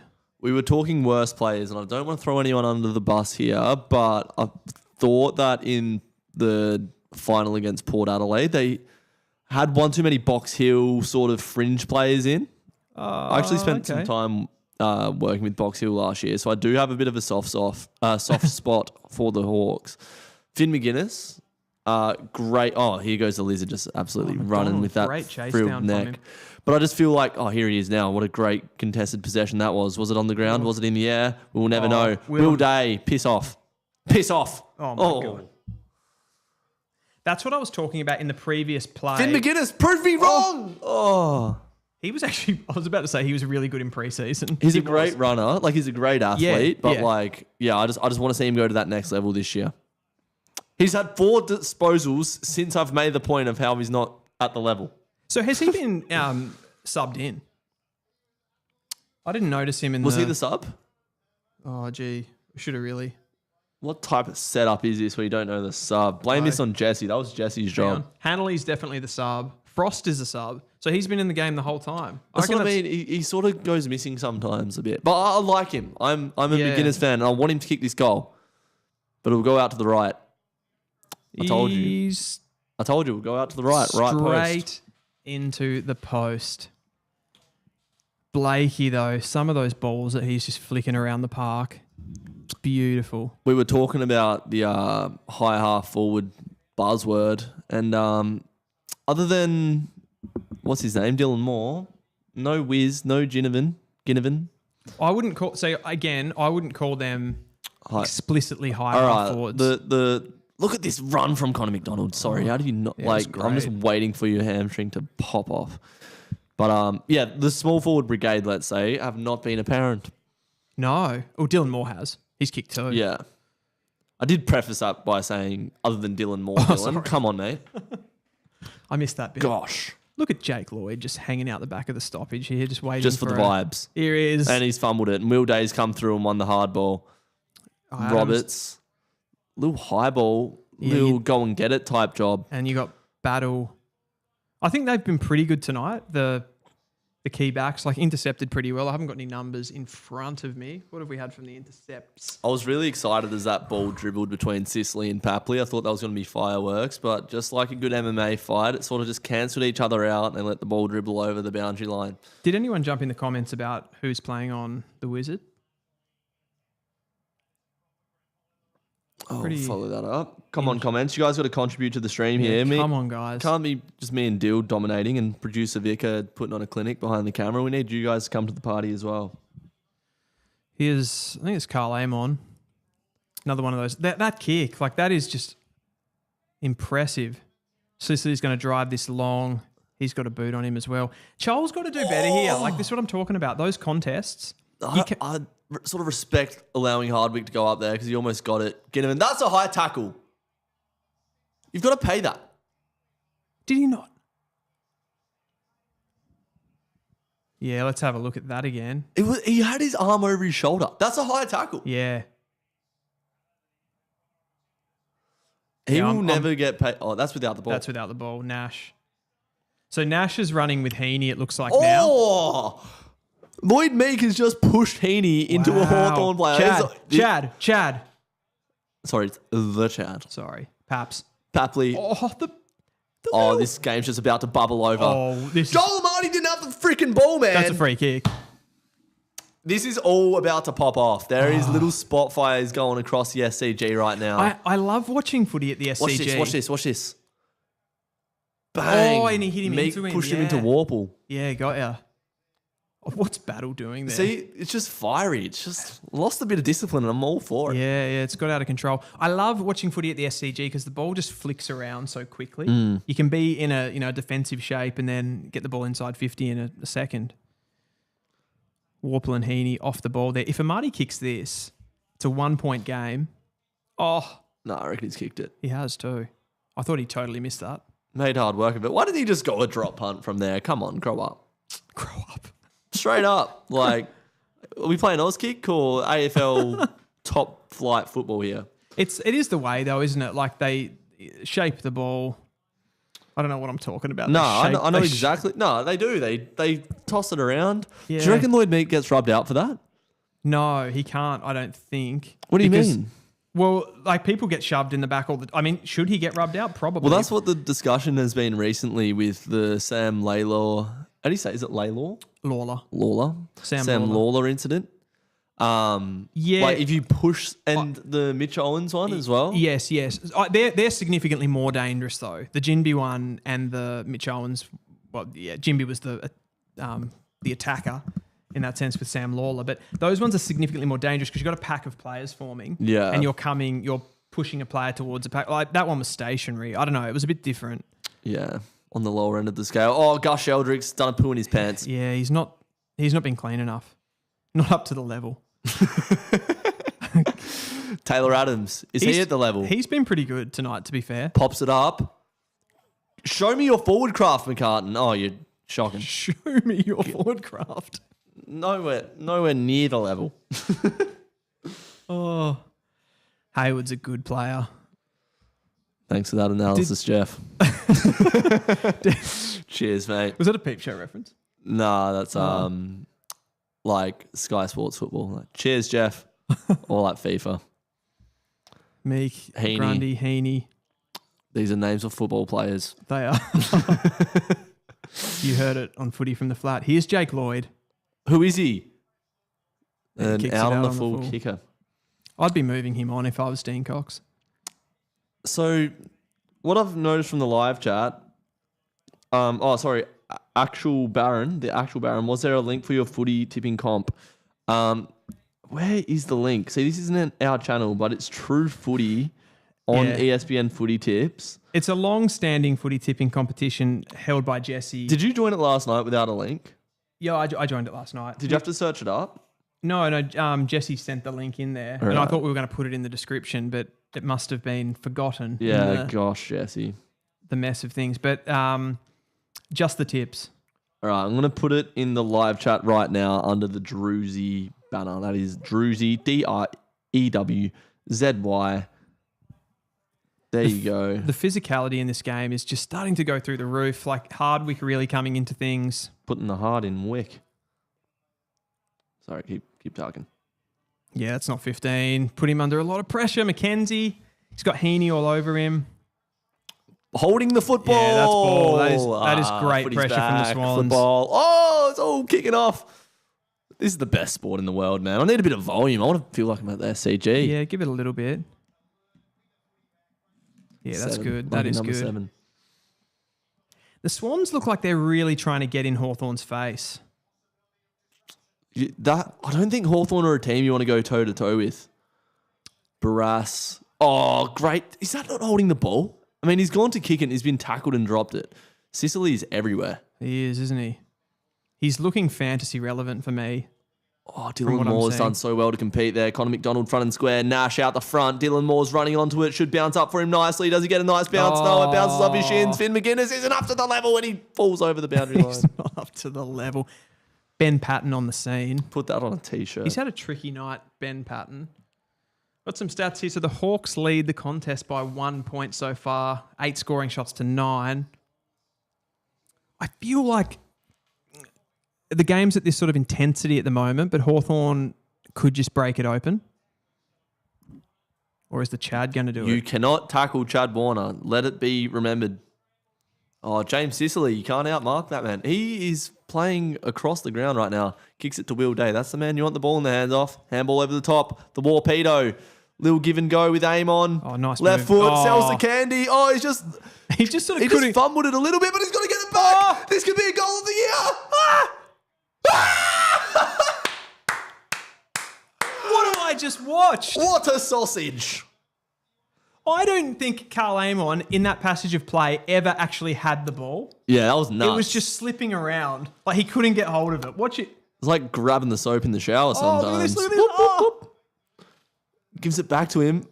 Oh my God, what a goal. He was that electric that night and he gave me donuts.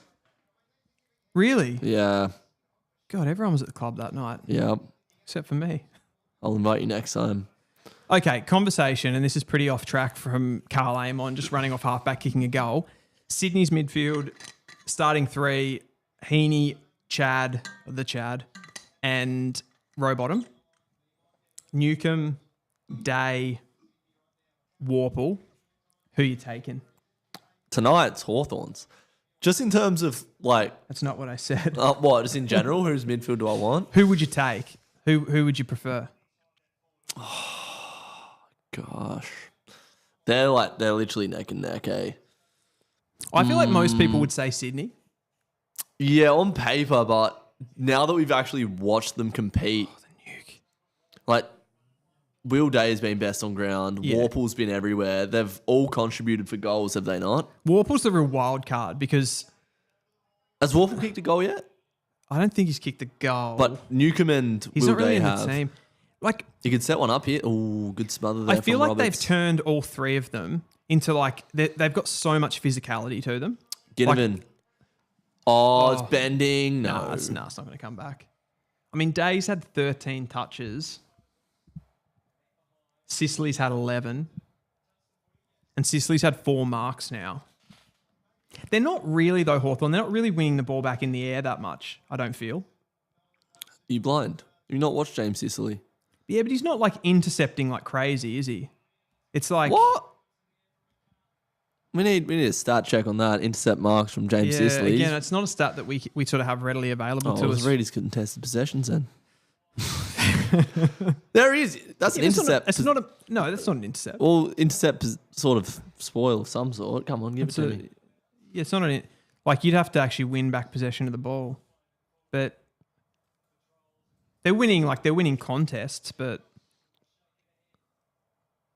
not like a clean The intercept. Sis has had a couple intercept marks. Is it a for couple? sure. Yeah, for sure.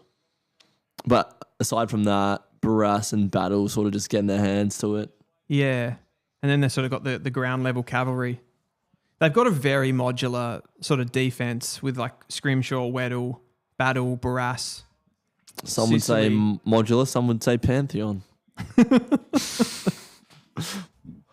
How does Will Day make football look so easy? I don't know, but that kick, the penetration on that kick.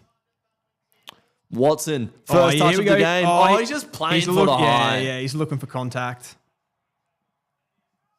Oh, And they're getting into him as well. they are. When you got when you're a player that has the amount of talent that Nick Watson has, all you're doing there is looking for the free. Yeah, wow. And they haven't been rewarded there, Hawthorn, That after was- Will Day's hard work up the ground. I'm going to say that was a little bit embarrassing for Nick Watson, that 100% it was. one. Like, I'm not just sticking the boots in there, but like he looked really talking about one-dimensional players. Like that was one-dimensional to come Yeah. back in looking for your right like that. Just another reminder that you cannot tackle the Chad. You can't. And that's we going back to that midfield conversation. Who would you rather, Heaney, Chad, Rowbottom, Will Day. Who would you Newcombe. rather? Well, that's the thing. I don't think I could say no to Heaney and the Chad. Rowbottom's a good player, but I could take him or leave him. Yeah, Heaney and Chad Warner, despite of Sam McClure's comments, are both A-graders. Oh, of course they are. Are we including Gordon in this conversation or not? In the midfield. Well, you can. So, I mean, and that's the thing. That's what makes Sydney so good, I think, and has done for the last few years. It's the fact that they've got that sort of quality on the wing as well. So if we're going outside, then it's Massimo and Amon as well. Speaking of Massimo, puts it to the hot spot. Chol, no. That was bad. Will Day's everywhere, that's high, and that that's is high. actually high. Sheldrick's had an absolute mare in this game.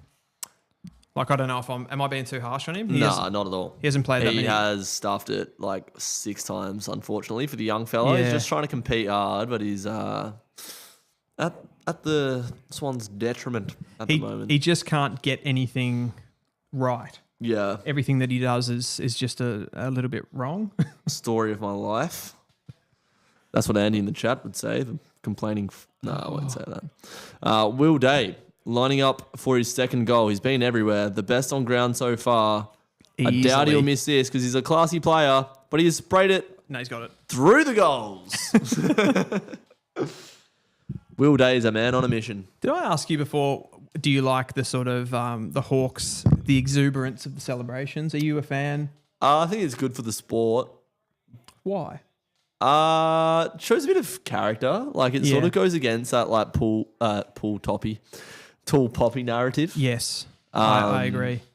So it's like if we're gonna turn this sport into as exciting of a sport as the NBA and the Premier League, like you gotta do that. I think it can be a bit overkill. Like in the NFL, they like celebrate every down and stuff. But no, I think like you kick a goal. Do you know what I do like about that though? I like that as a defender, like you don't. You know, there's that idea that you can only celebrate offensive moves. Yeah. You know what I mean? Like you have to be able to kick a goal, otherwise you're like over celebrating or whatever. But the fact that a defender can spoil the ball and go like, let's go, yeah. Will Day, Isaac Heaney at the stoppage, Chol in the ruck, Amadi in the ruck. It's second string central. Is going to be tired tonight. Do you reckon they'll fly back straight away, like straight after the game? I think they do. I'm just guessing, actually. I have no idea. Get in the comments down below. I don't work in the travel sector. But he has travelled. What was that for? Like, that's frustrating. I'm frustrated with that. What was that for? What, the free kick on? Yeah. I think it was paid holding. Oh, well done, Amadi. See, he's coming at it full chested. He's had a good start. I'm liking his game tonight. I think if you talk about Chol as Hawthorn's key position forward versus Amadi, I think Amadi's had more of a presence for me so far. Yeah, definitely. But I think Amadi hasn't been playing any ruck. Yeah, that's fair. No, he was just in the ruck. Has he? He was just in the ruck, yeah. It was Amadi v Chol. Yeah, right. Well, retract my statement. Good kick. That is a good kick to the Lloydster. James Jordan. Oh, Papley's Never so trust dangerous. a man with 2 first names. Josh Battle. Here he is. Thumping kick. Covers the wing in the direction of Hardwick, who's definitely playing as a half forward tonight. That's Wixie. He hasn't done much, has handball he? over the top. Lloyd. It's up McCartan. See, he's presented well. No, he's been good. Oh, that isn't I was going to finish my sentence incredibly there. poor kick. Dean Cox with his hands on his head saying, why the frick have I sent this guy forward? This is what I'm saying, though, with Sydney and this matchup against the Hawks. Like, this is a problematic matchup because if you lose this game, your first game at home, then you got to get on the road. Play Freo next. We play Sydney round 3. Sydney around. Like, that's the thing. The fixture now, because of North Melbourne and West Coast and to a lesser extent last couple of years Richmond, there's been sort of holes in the fixture. Yeah. You've had these easy, sort of pretty much bankable games from the get-go. You could pencil in. If you play North twice, if you play West Coast twice, you can just pencil those in as wins. Everyone's hard now. Like, I reckon I still think North are going to finish low. I think West Coast are going to finish low, but they're not, they're going to be tough to beat. Yeah. Holding the ball. I thought that was a sling. Nick Watson not having a good night here. So I've said Wicks is having a quiet night. He probably is with the ball. But he's playing on Watson. There you go. There's the answer to your question. He's just trying for free kicks. Yeah. Look, you've gathered the ball. You've been stripped of it. Let go, and you're just already... Yeah, look. Yeah. Nick Watson, we all want you to do well, but... I love him. I want to root for him. Yeah. You know what I mean? I don't want him to be one of those players. I don't want him to be a pest. Yeah. Another intercept session from James Sicily. This is beneath him. Dylan probably didn't see that. Yeah, I just don't notice when he... I mean, that wasn't intercept Weddle's in possession. quiet. Can you pull that up for me, Jamie? Waddell. Well, that's a conversation, I think, because this Hawthorn backline, like, what do they all do? Like, you think about a defence, like some are going to lock down, some are going to play that sort of win the ball back off the opposition, be offensive and defensive, some are going to distribute the ball. Hawthorn have got so many, like we talk about Scrimshaw, Weddle, Battle, Barras, Sicily. Like, they're all kind of, in some ways, like on some level, they're all kind of the same player. That's probably a strength of them, though. Yeah. I feel like Barras and Battle are probably more your traditional lockdowns. I haven't seen Battle play as much, so I could be wrong there, but like... He's intercepty. They're all players that like to play loose. I agree with you because they're all, they're probably all 190 plus. Yeah. So none of them are really small, but they can probably play small. But they all seem to have like 8 out of 10 plus attributes all round. Yes. I agree with you. It's just a little bit like if you compare it to, say, Carlton with having like Wiedering as just like central piece. Yeah. And he's the guy, and then everybody else is kind of so much lower level than him. Chad Warner's going to go bang. Oh, no. Oh, I just didn't connect with that. He does that kick a little bit, Chad, where he just sort of scoops it. Yeah, slices it underneath a bit. He tries to hit the perfect ball. I think Amon's been really good for Hawthorn. Yeah, he has. Just another... I rate teams that will go after players that aren't like just centre bounce midfielders. Like they'll go, I'm going to invest in a really nice piece on the outside. I think too many teams are scared to do that. Like who? I look at like North Melbourne with how they've gone to the draft. I always bash my Kangaroos, so I'm not just doing that. But like we don't seem to, and it goes back to the Logan McDonald, Will Phillips conversation as well. I think it's like Will Phillips was the best centre bounce midfielder in that draft, so we drafted him. Yeah, okay. We just seem to, it's like, we would never just draft like a really high end winger, small forward or whatever. Yeah, like a specialist position, and I think the game's going that way where you've got more of that. That's sort of where I was going with that conversation around D'Ambrosio. I think the AFL in general still looks at players like that as like, oh, he's not as good because he's a winger. Goulden's probably broken that a little bit. He can play inside just as well though, Goulden. Like he does a 10-10. I don't think you want him inside though. Like he can play it, but I'd rather him receive the ball in more dangerous areas, like outside of stoppage, outside of the congestion. He's got the running ability to create space. You don't really want to take away his asset, which is kicking the ball. You look at what happened to Nick Dacos.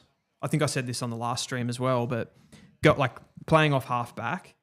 He was with ball in hand. He was so much better. Like he had moments as a centre bounce midfielder, but a lot of the time he was so under pressure that his kicking efficiency really struggled.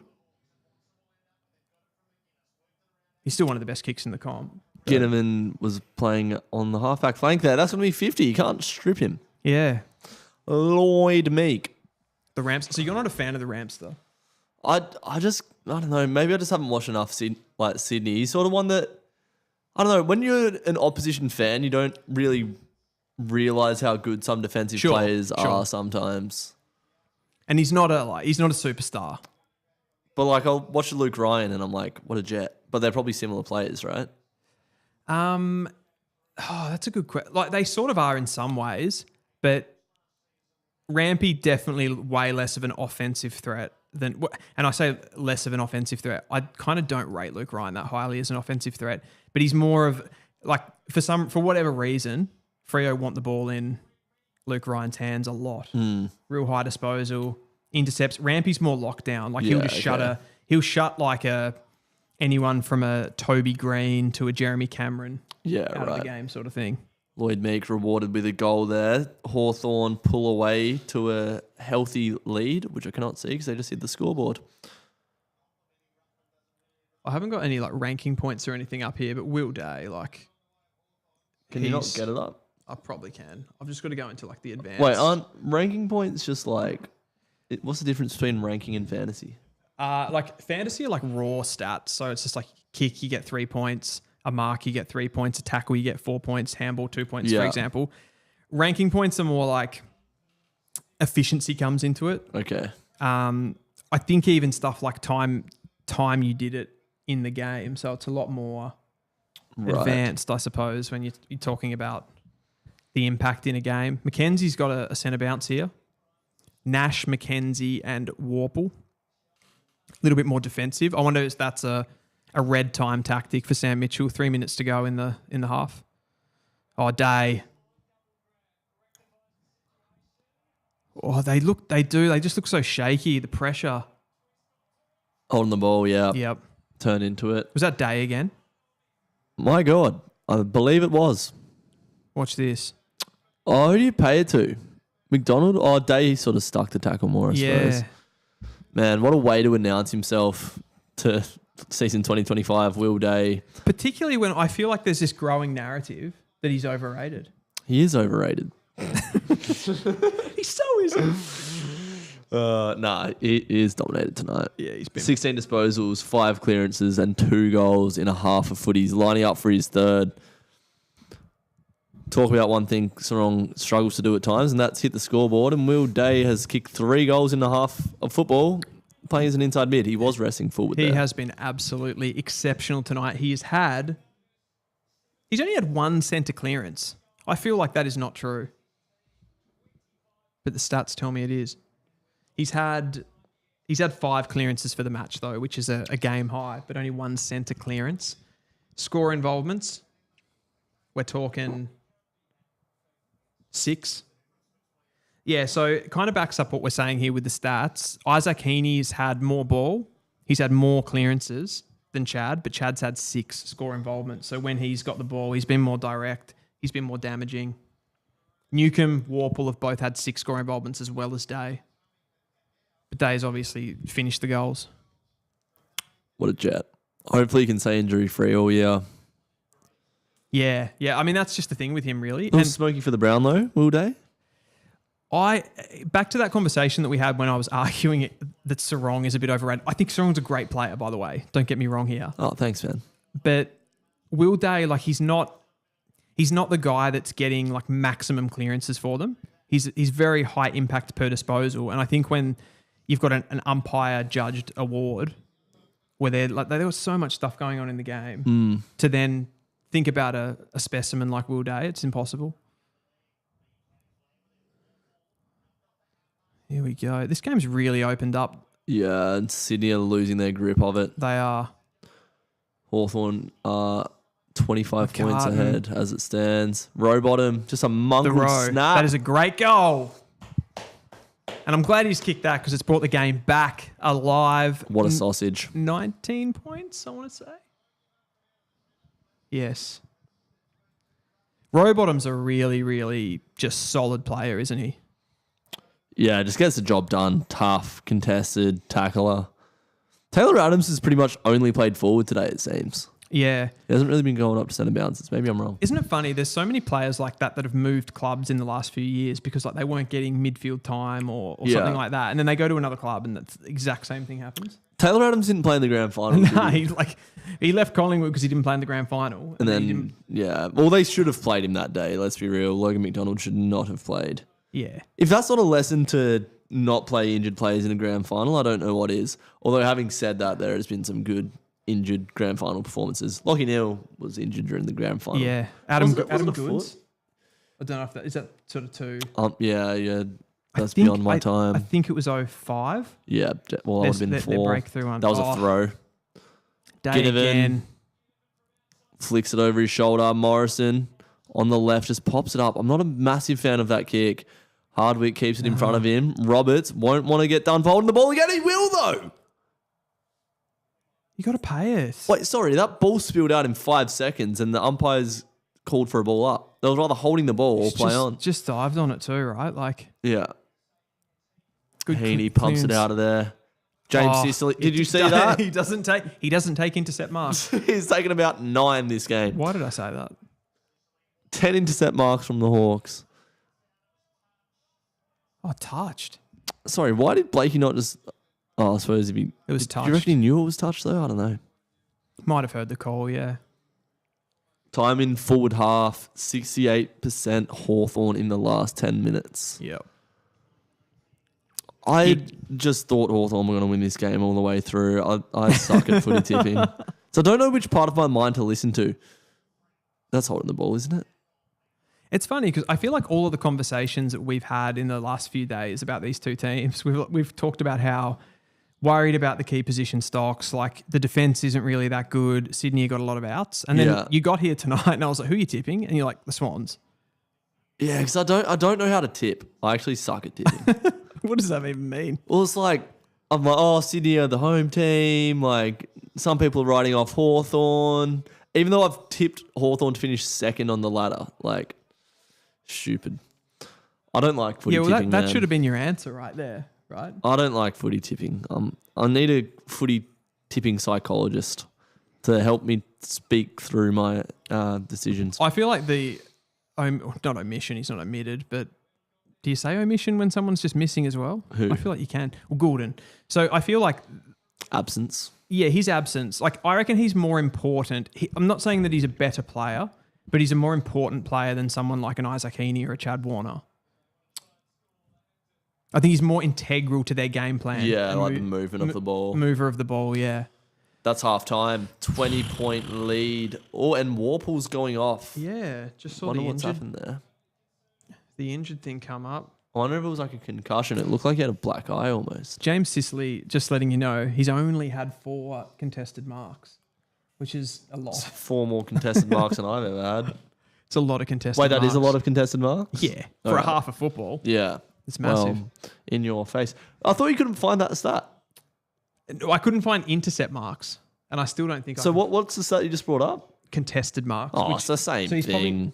No, well, you can take an intercept mark that's not a contested mark, which is integral to this conversation that we're having. But yeah, James Sicily, 4 contested marks to the half is massive. I'm going to bring a lot of unneeded resistance to your points just for the point of entertainment. No, it's good. That's what we're here for. Will Day has had 357 metres gained. He's had 3 goals, I want to say.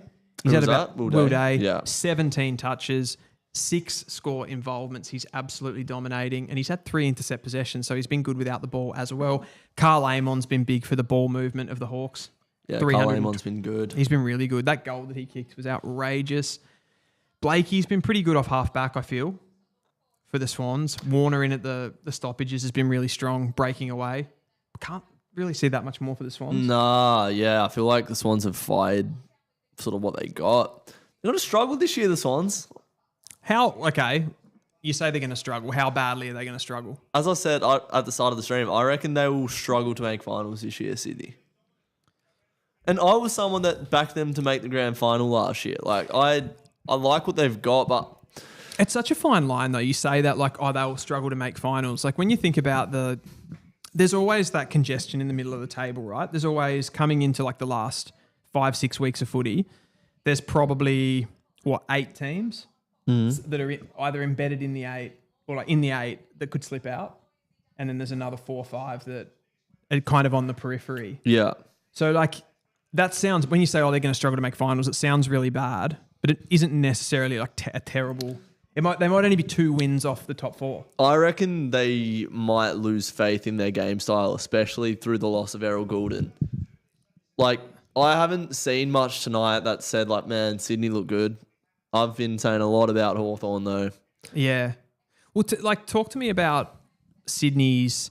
We'll do the A-grader thing here. Like, I don't know a better way to kind of phrase this, but... Sydney's A-graders? Yeah, who are their A-graders? Heaney, Goulden, Warner. Heaney, Goulden, Warner. Yes. That's probably as far as I'd go. Yeah, I'm just trying to think. I find the A-graders conversation a really difficult question because people always talk about this in football, like someone that's an A-grader. But are there A-graders that are... Can you say that someone's an A-grader just in their position? Like, for example, someone like a James Rowbottom, he's not a star of the competition, but if you compare him to other defensive midfielders in the competition, like guys that pretty much, either defend the opposition's best player, are sort of in there as a attack. They get a lot of tackle numbers at stoppages, kind of just break up play a little bit. Is he not also like a top end player in that position? Well, I think. Did you ever play Ultimate Team, like FIFA Ultimate Team? No, what's that? Nah, so just like a FIFA mode, but like. You're making the argument that someone like a James Rowbottom has attributes that are sort of A grade. So like his defensive midfield ability. Like is that per position? What do you mean? Like, like every player has, say, like, I don't know, come up with like 20 attributes of a footballer. So like intercept, marking, speed. Right. So does he have anything that is... I think like you're saying that defensively, like he plays that defensive mid role as good as anyone in the comp, but like you can't consider him an A grader. No, I think that's based fair. on like his other attributes. I'll give you one more A grader though. Go on. Nick Blakey. But doesn't defend that well. Like obviously he was an All-Australian last year, but Calamachi kicked 5 on him in the grand final. Yeah, that's fair. That like this is a little bit like if you're again soccer fans here, but like if you're the conversation's always about Trent Alexander-Arnold. Yep. Like probably one of the best right backs with the ball of all time. And I feel like this is a bit of a Blakey conversation. Yeah. And the thing is with Blakey for me, you're talking about those attributes that you just said there. As far as a player that can win the ball back off the opposition, he reads the ball really well and then he can take off and hurt you the other way. He's even done it. I reckon he's been one of their better players tonight. Yeah. But yeah, it doesn't exactly have a cupboard full of trophies based on the last few years in the grand finals. Yeah, the thing with A grader is you've like the Sam McClure list was tough because you can only include 31 players. Dan Gorringe on a sports bet ad. So like you'd go like, yeah, Nick Blakey's an A grader, but there's other players in the competition that I would have. Like we're talking the best 30 players in the AFL. Yeah, that's that's almost a different conversation to me though. Like, and maybe I'm getting confused with that in the whole. Right, let's flip it. Hawthorn A graders.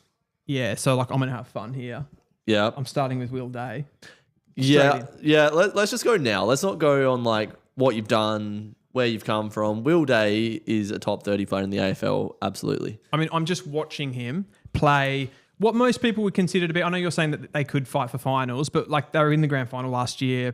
They've been a really good team. They're a strong side, Sydney, and he is dominating them. Yeah. James Sicily, would you? Yeah. Yeah, like absolutely.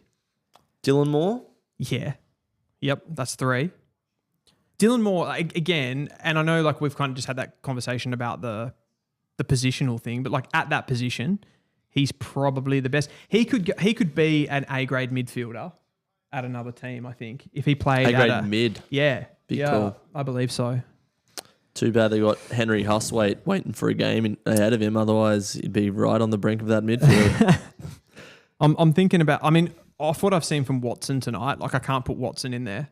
No, not at all. Definitely not. That'd probably be it, those 3. Day, Sicily, Moore. Oh, and Newcomb. I'd put Newcomb in. No? Nah, B+. Really? Yeah, he's not an A grader. I think we're talking Paddy Cripps, Bontempelli, Lockie Neal, Jai Newcomb. Jai Newcomb. Nah. Go on then. Why? What? Look, I'm not going to come on this show and pretend to be a footy expert, but you don't have to be a footy. Anyone can have this conversation. Well, I don't have enough points to back it up, so now I feel like an idiot. I don't know.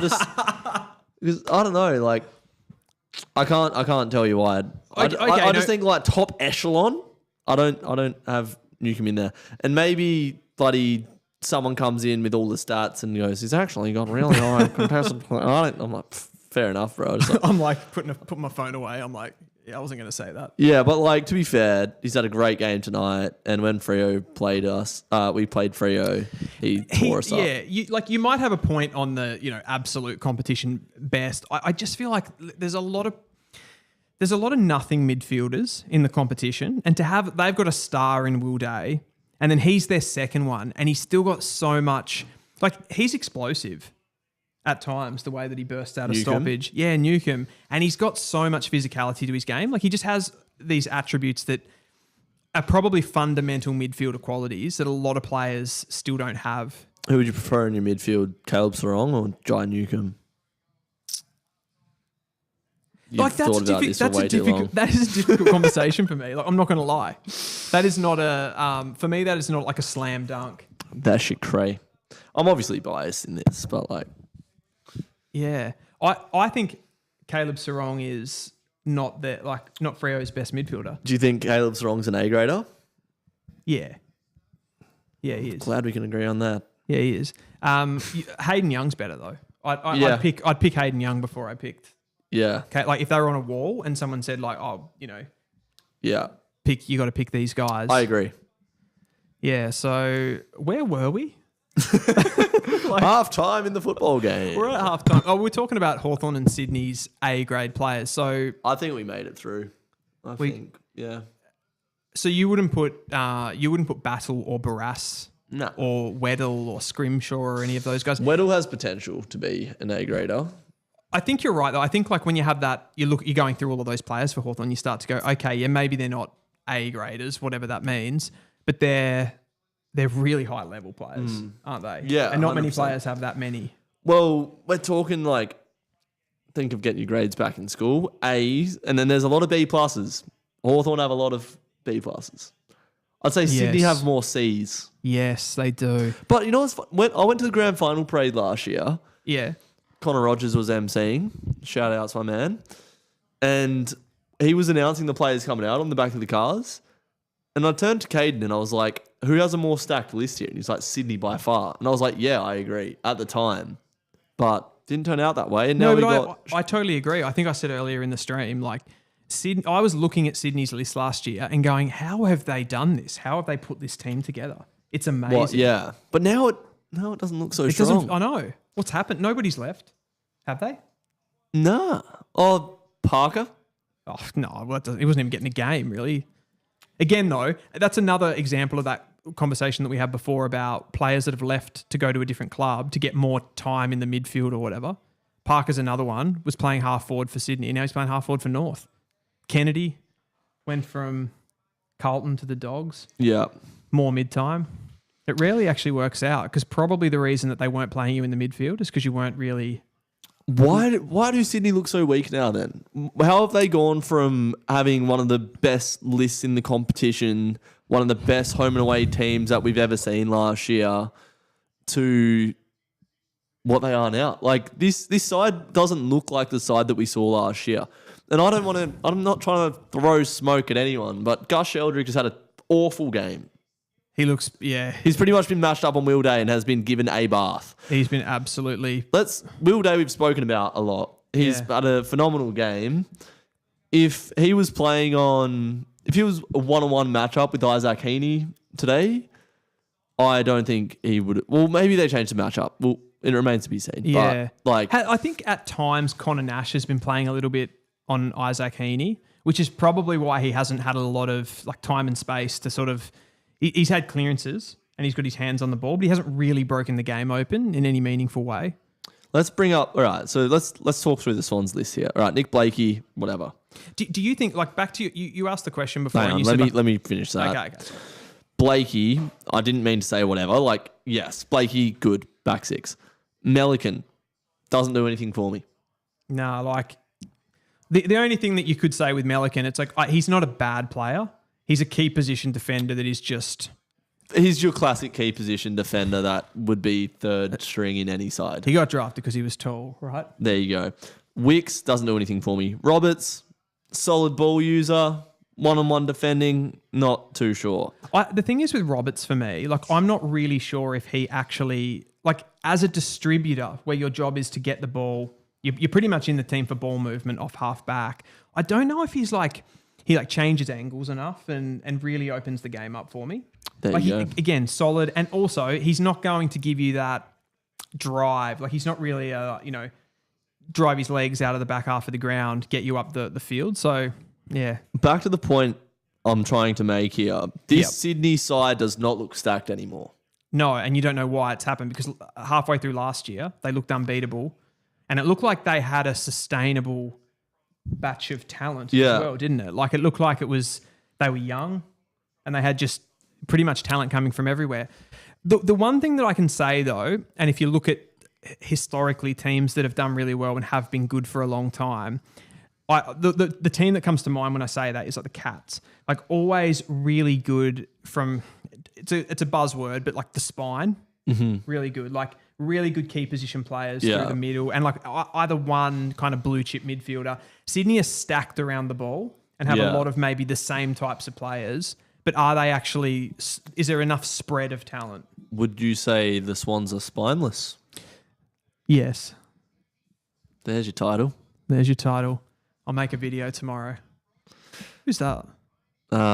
Keith Thurman and Brock Jarvis. No, but that's a good point. Like, all right, so on the AFL app right now, let's go through the spine of the Sydney Swans. Melican, Rampy, Heaney, McCartan, Amadi. And to be fair, McCartan and Amadi have had okay attack on the ball today, but have had no end product in front of goal. And they were, again, like that forward line in the grand final, going back to that, whenever we want to smash the Swans, it's pretty easy. But like they were shambolic. Absolutely no presentation.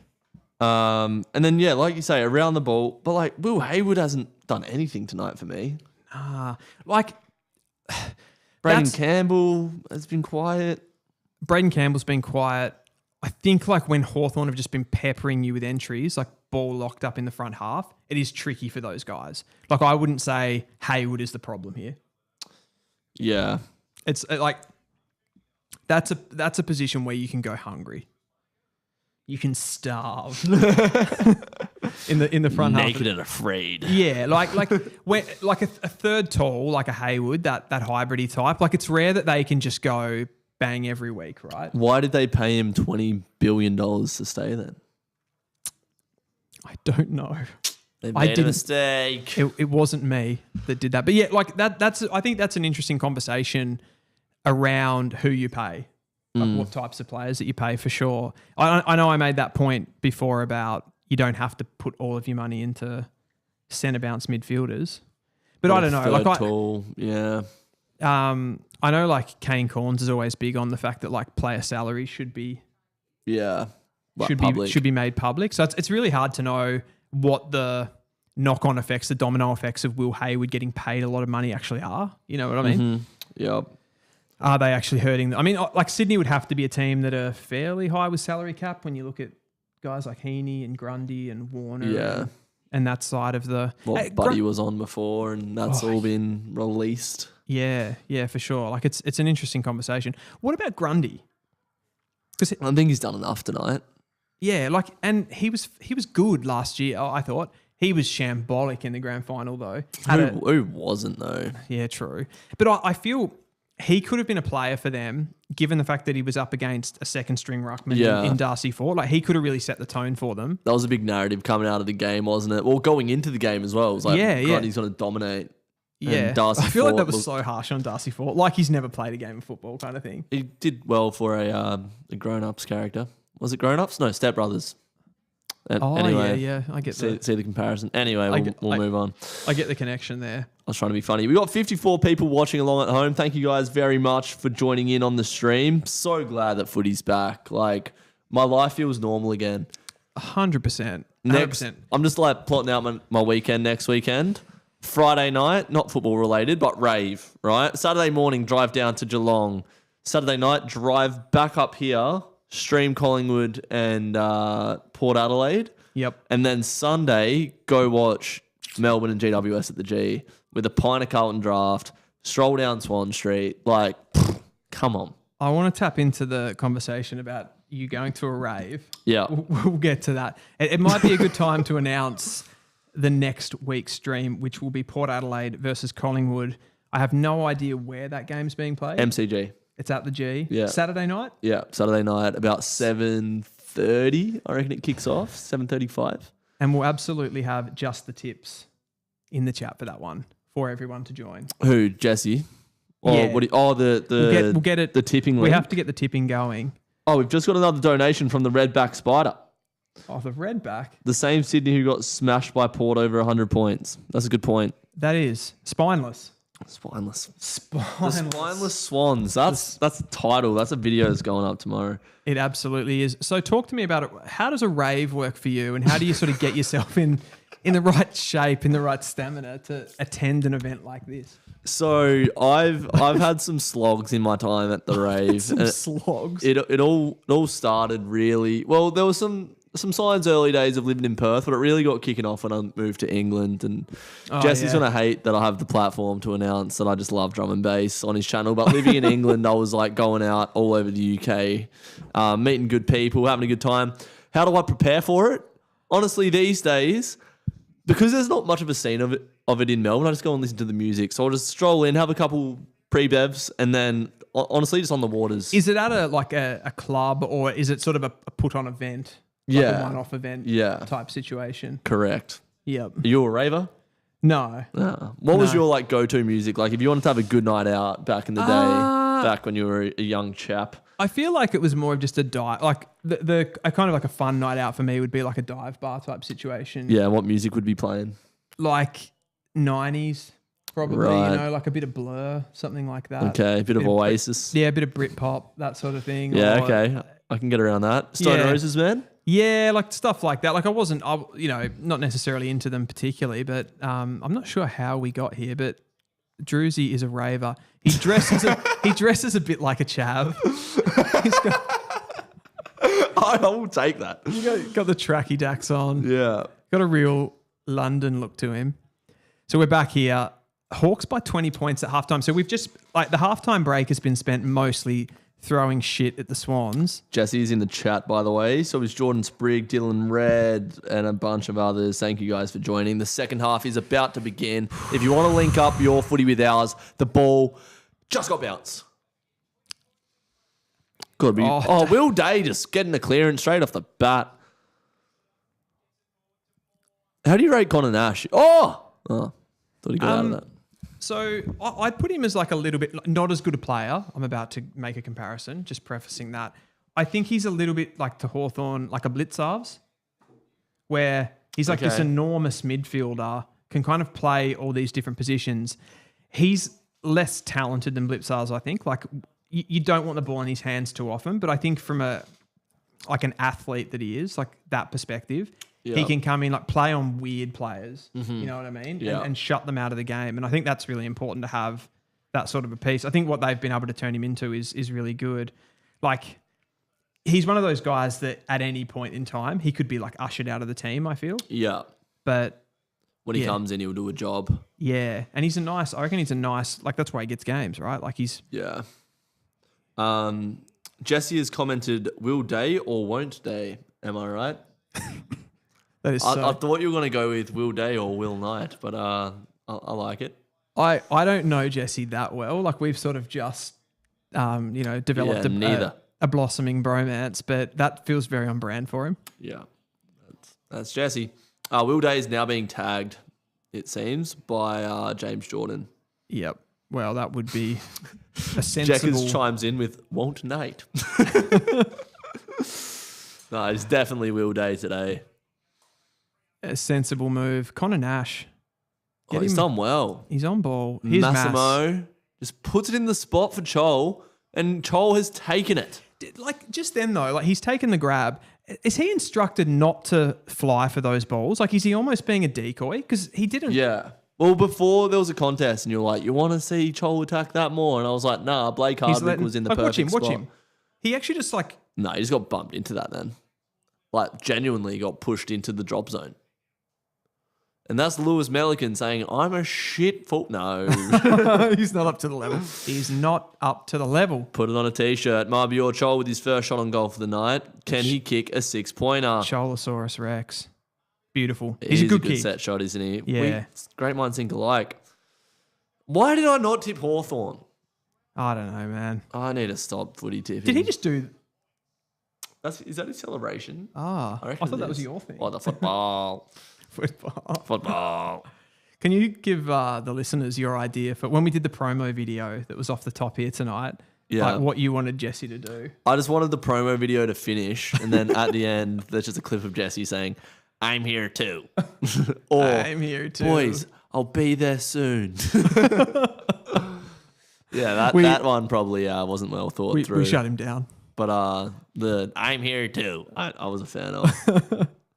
I think we can do that. People one. think like me and Jesse speak in a weird American accent. I wouldn't even say that's an American accent. I would just say that is the sound of mine and Jesse's banter. It's just a weird thing going on. Is there. it like a kind of like parroting, sort of like a mood? Because like it's a little bit of an Americanish accent. So is it like sort of parroting, like I guess because you obviously would watch American comedians? No, it's not even like I don't see it as American. I don't know. Yeah, okay. I need to grab my laptop. Amani's just hit I'm up. gonna set that up. Hit up at the footy well here. You drive. Are we having some camera issues, producer Vic? Okay. Here we go. So Amati's had a solid game. Like He's competed well. yeah. That's a buzzword. He's competed well. Yeah, it's a really easy one when you don't really know how to describe a player's game. Yeah. You just like, He tried. yeah, he's been good in the contest. And he's kicked a good set shot there, Amati. Keeping the game interesting. yeah, back to 20-ish points. That's good math still. That is good, 20-ish points. What is it? 21. Jeez. It's looking a little bit blurry. I'm also going to get a water refill. Should have done it at half time, but we were just so enthralled by discussion. I'm going to bring up these statistics again. I want to kind of see, why is that not working for me? Team stats. There we go. I mean, statistically, the game's not absolute domination for Hawks. Like they've got 8 more inside 50s. I feel like, 9 more clearances overall. Standard clearances, they're +4. Stoppage clearances +5. So they're definitely stronger in that area. And we talked about our buzzword of high half forwards. Being able to bring those players like Dylan Moore up to stoppage really helps. Heaney's been pretty good from stoppage for Sydney though. Like he's been getting his hands on the ball. Just less direct, I feel. Like here's the Chadster playing off half forward. Good hands by Rowbottom. There's your boy Hayward. So McInerney's picked up a free kick here. If he hits this set shot. I found a pizza. Oh, nice. Yeah, so like McInerney gets the one out with D'Ambrosio. You don't really want the... Was that a free kick?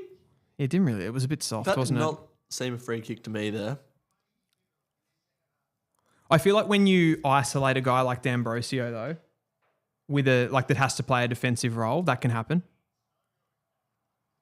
That's shocking by McInerney. The ball don't lie.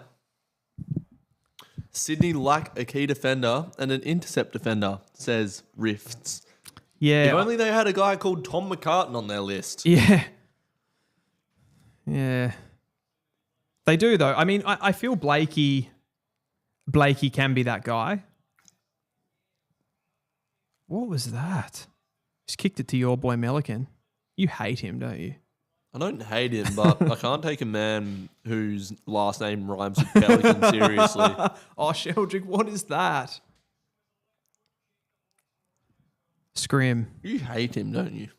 He's had a really poor game, Sheldrick, and I feel bad because he's like obviously new in the side, wants to make an impression. He's been on the list for like 4 years. Yeah, I know. He's had injuries though. I don't know. I sort of wanted.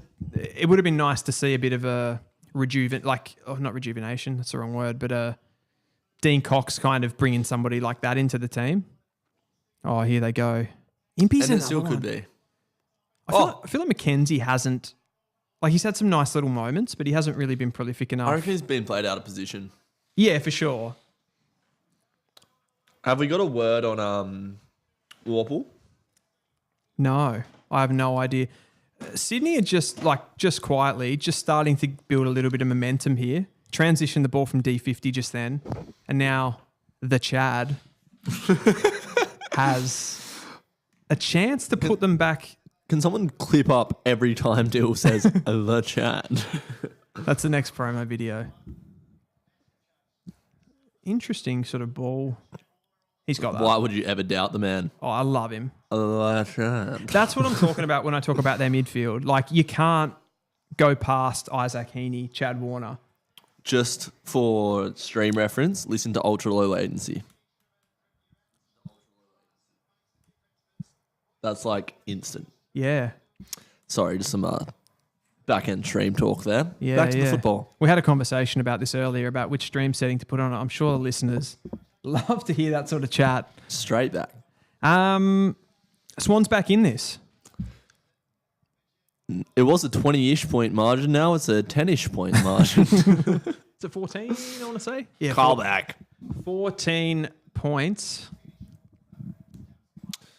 That, like, Sicily was stood there allowing Chad space to run into, going, I'm going to defend the space here because that's a low percentage kick. But when it's the Chad, you don't give him any space.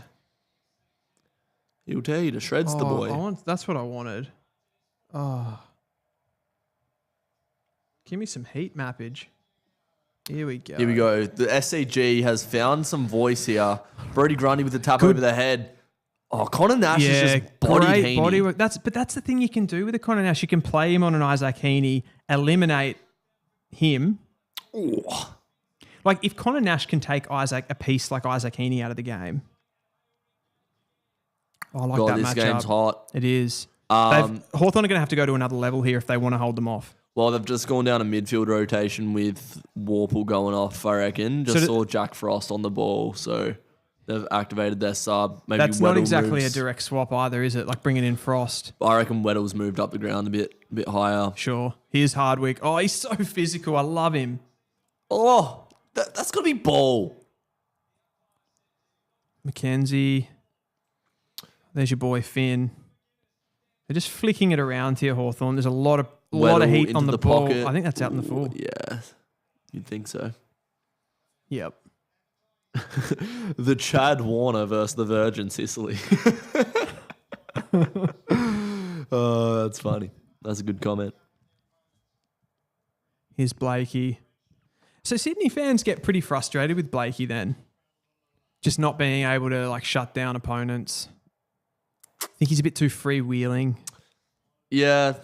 Well, maybe it's just an easy cop-out because he's such an attacking player that his attack's better than defense. But, watch this space. It's an interesting one when you talk about, like, you know how in footy we always have these conversations around, and like we'll group defenders into like a back six, and we'll say, oh, yeah, they've got a good back six, all of those kind of conversations. But it's not really like you've probably got at least two defenders in there that are really doing nothing else other than just attacking. Mm-hmm. Like they're there for ball movement. They're there for like scores from the back half. Then you've got a couple of guys that are probably there to intercept the ball, like one kind of medium type, one taller type, and they're doing a bit of defending, a bit of coming off their man, playing on a forward that's not as targeted. And then you've got pure lockdown players. Yeah. And then you've sort of got team defense around that as well. So it's weird that we sort of talk about defense as just the players that play in the back line is what I'm trying to say. Did that make any sense? I don't know, but Nick Blakey just provided that run, the running type of defender you were discussing. Here's the Chad. Centre half forward. Straightens. That's a beautiful kick. Well done. We got a game on our hands, Dylan Alexander. I can see that in AFL being a little bit of like a set play, like you see in basketball around the 3-point line. Like, see what the Chadster did then. He ran direct towards the boundary line, and then he just cuts back in, and it just puts all the defenders just shifts the defense a little bit. Like it's not much of a move, but it just gives you a little bit more space, and then you can kick to the open side like he did there. Yeah, and it's a guaranteed shot at goal. Tom McCartan, that's where you want him to be taking marks, 5 metres out directly in front. 100%. Genius move by Dean Cox. Sydney have come out in this second half and showed why they were the best side in the home and away season of 2025. After we just crapped all over them at halftime. Yeah, well, I'm sure Dean Cox did as well. Look at that. Your man Lloyd. Just more of a handball game. So that was all handballs. Look at Sheldrick trying to get a cheapie off the Chad. He's like, do you think I need to use you, mate? Yeah, so Blakey's just been given grass to run, and that's what set up the goal. That is majestic, and like here it is, there. Yeah. Just shifted everyone. Little goose step. And you saw like throughout the preseason, and everyone thinks I put too much weight in the preseason, but so many teams were trying to do that, get that player that's kicking that last ball inside forward 50, like a Nick Martin for Essendon, Zach Merritt for Essendon, McKercher for North, Sheasel for North, those sorts of players that have that sort of step on them. Sorry, Sydney are surging right They now. are. Oh, they've given the ball to Gus Sheldrick, though. That's when the momentum stops. Not a Brandon bad- Campbell! Oh, good defending from Impey. Grundy has 23 hitouts and is on 33 fantasy points. Now, this is a big question about Hawthorn because they've been such a confident team, played with that arrogance. Corey. The play Oh, stopped there. Yeah, that was strange. I thought it was a free kick to Sissel. Oh, Frost! He's Oh, kicked it like a snowman. that was horrific. What, the joke or the kick? Both. Oh my god. It is a terrible kick. That was like me watching, like at Arden Street the other day for the practice game, watching Charlie Comben kick the footy. Like, Oh, Marty's almost taken it. brass. When I was leaving, probably shouldn't dox. Is it a free? Wow. This is what I'm talking about with Hawthorn because, yeah, like, I love that they play with that arrogance, but like they've got to come back at Sydney here. You think they get a bit too big for their boots, a bit too quick? Oh, Think no. that the shit don't stink? No, I don't care. Like, I love it. I love that they do it, but now you got to win this game. Yeah. And not... I just want to see you win this game. I want to see you stand up to Sydney here while they're coming back at you really hard. Do something. Stand up for yourself. Yeah. Will Hayward, the best set shot kick, I would say, top 3 set shot kick in the league for me. You were saying he's a spent force at halftime. Yeah, he is. He's just missed a set. No, he's kicked it. No, He's he's worth kicked out. every cent. What are we talking now? We're talking 2 points. Well, could he play? Well, he's not ever going to play, but could he play number 1 or 2 key forward? Or is he a bit short? Nah, he's too small. I think he needs...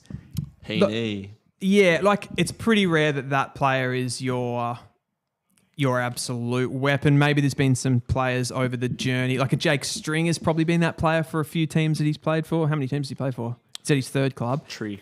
But like he's been the main goal kicker for Essendon, for the Giants, for the Western Bulldogs at times. Yeah, it's difficult, but like I feel like that player, the success of that player is the fact that you have like a big key forward there and the defense gets really occupied with them and then they can get a better matchup. Mm-hmm. We got a game. We absolutely have a game. Footy is back. 3rd quarter. Hit subscribe and like on the stream if you enjoy football. Amadi, Jordan, Lloyd. Hawthorn just can't get their hands on the ball. But they're bringing the pressure here. Like, it's almost like they just need an uncontested mark. Yeah. Bringing the handball game. Here's Nash on the outside, takes a bounce on the wing, doesn't sit up nicely for him. This is a conversation we had off the top a little bit. Watson's finally got a touch. Jeez, he's been anonymous tonight. Aim on. Oh, he's got a booming left foot. That'll sail through for a point. What was I saying? Off the conversation that we're having off the top, I've lost my train of thought because of the handball game. The ability. So Hawthorn are really under siege right now, right? I don't know how many goals in a row the Swans have kicked, at least 3 in a row. Yeah. You've got to be able to, that's that Brisbane thing that we're talking about. You've got to be able to go into modes here. Yeah. Take the sting out of the game. Switch tempos. Yeah. Play with that freedom, expressiveness, and culture.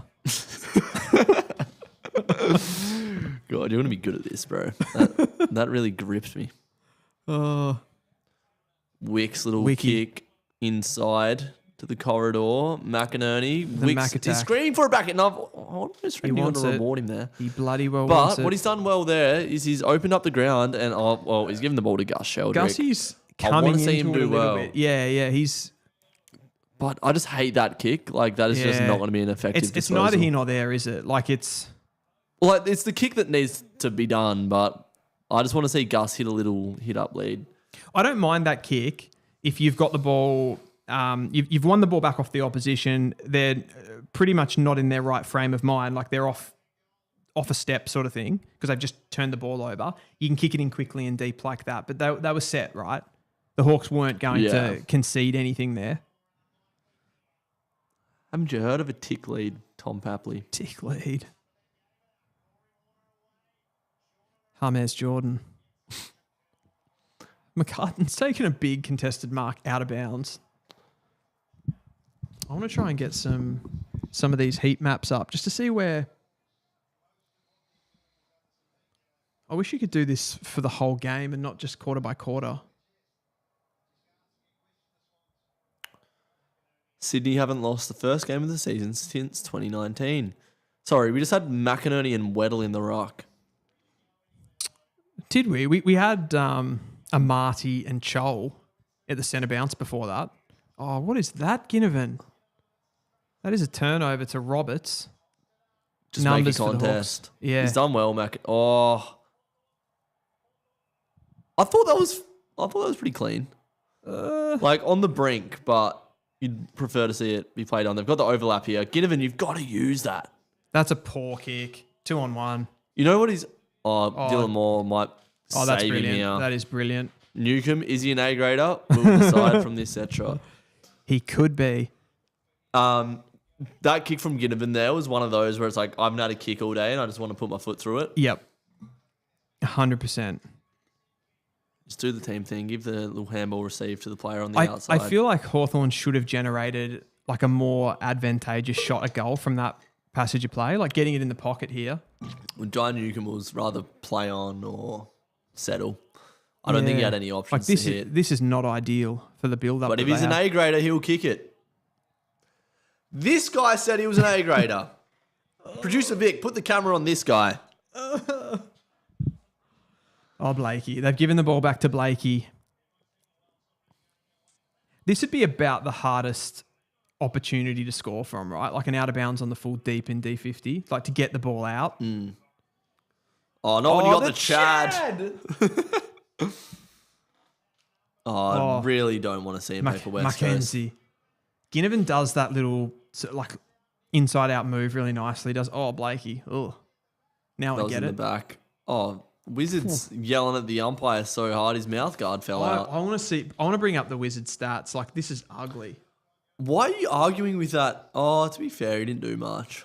Watson's had one disposal. I think. I don't know if my eyes are deceiving me, but is that rain I can see? That's definitely rain. Scrim Daddy. Beautiful kick to Will Day. Will Day's really gone out of this game. So is that James Jordan that's blanketing him? Yeah, he's been tagged this quarter. You know what's hot though? Oh, he looks sore. You know what's really hot?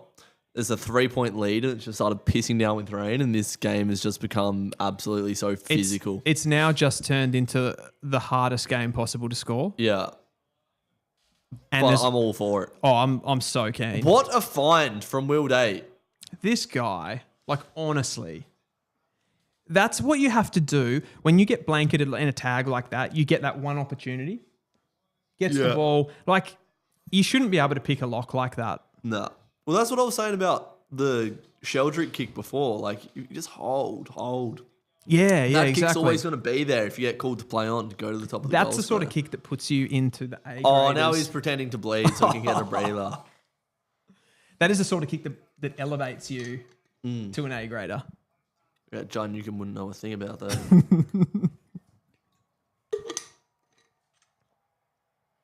Watson has been shocking all game, says the Freo way in the chat. I'm just going to go and grab a battery charger. I'll let you ride this one through, Drewzy. All right. Put it on me, producer Vic. Connor Nash kicks a very important goal to put the Hawks ahead by 9 points.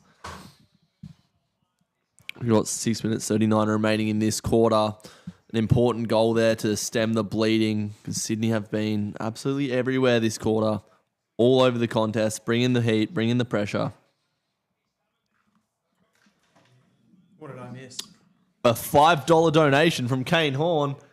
Kane Corns. Kane Corns. Producer Vic is getting paid tonight. Thanks, guys, so much for these donations. No one's... Yeah, I'm sure none of it's going to go in our pockets. That true footy guy will... Bastard Jesse. We need to... I'm not even going to go there. No, but that's very appreciated. That's very appreciative. We'll go with it. Jesse said, so what's Dylan like in person? The Chad. Oh. Mongrel. And I'm not talking about Jesse. Oh, Frosty. Brass. I started to get so engaged in this game that I've stopped talking. That's fine, bro. Just let the moment take over. Paps is held there by Mackenzie. Oh, I was just thinking about Papley, how dangerous he could be. You don't want to concede a forward half stoppage with 5 or so minutes to go here against a Tom Papley. Wheel Day is sore. Scrimshaw's taken a mark, but he's been called to play on. I love his kicking style. He whips it. He has that I know. I reckon he would have a similar kicking style to Brian Myers, but he's just flipped. Where does he fit in the aesthetically pleasing? Brian Myers. Scrimshaw. High. Brian Myers, bottom of the barrel. I think Brian Myers' kicking style is disgusting to look at, but I love it. Yeah. I like that you can have different ways to do that too. The fact that you can kick, what looks to be that poorly, and it's so good. It's so effective. Yeah. Love it. Josh Kennedy's set shot routine, terrible on the eye. One of the best set shot kicks ever. Yeah, for sure. Dylan Moore draws the high free kick. They love to do that. They've done well, Hawthorn, to take the pressure out of it. If this game ended right now, what would you do? You're coaching Hawthorn. What would you do with Nick Watson? Get him higher up the ground, I reckon. I was hoping you were going to say, I'm going to drop him. What would you do? I don't know. I know last year, people forget this because of how well he ended the season, but he actually had a stint of 4 or 5 games in the VFL, and he absolutely shredded. Went back. I saw him play a game against Hawthorn. What, for Box Hill? Wait, who are we talking? We're talking Nick Watson? Yeah. Yeah, in the back end of the year he was playing for Box Hill? No, not in the back end, mid-year. Yeah, right. Mid-year, he had a stint. Because I think there were those similar sort of narratives around him with the playing for free kicks, just being a little bit obvious. That was the worst kick I've ever seen, but it came off the Chad's foot and it worked out. Should have held his run a bit there, Chad. Could have got the handball. McInerney to me looks like one of those players that looks like an absolute supreme athlete, but I don't know. Effectiveness question mark. Yeah. Oh, a little handball over the head to the lizard. Oh, that'll carry. That'll go. That's a goal. Is culture. That is a cultured handball. We need a Dylan definition of cultured. That was so cultured. That was hot. God, Blakey's making a case to be an A-grader here. Oh, he's so an A-grader. Come on. Yeah, have you played midfield? I thought you were going to say if you played water polo. I commented on, there was a 7 AFL Coleman medal predictions the other day, and not one of them had Josh Tracy. And one of my favourite pastimes is commenting when Zach Merritt got left out of the All-Australian team, I was like, does Zach Merritt play Brazilian 2nd Division beach volleyball? I said on the Coleman Tracy one, I was like, does Josh Tracy play 4th Division indoor soccer on Thursdays? I'm funny, guys. Subscribe to Drill Footy. Subscribe to Drill Footy. I'm not with him. Yeah, nah. Jesse will be in the middle when he gets here. Yeah. I'm distancing myself from this. Come on, we have fun. We do. What are we talking? We're talking 3 points here after that. And it's 3 behinds as well, so same amount of goals. Heaney coming in off the wing there. Is that to shake the tag? Not sure. That's a good question. Well done. Blakey's one-on-one defence. He can't defend. That's what they say. Weak narrative, Drew. Weak narrative.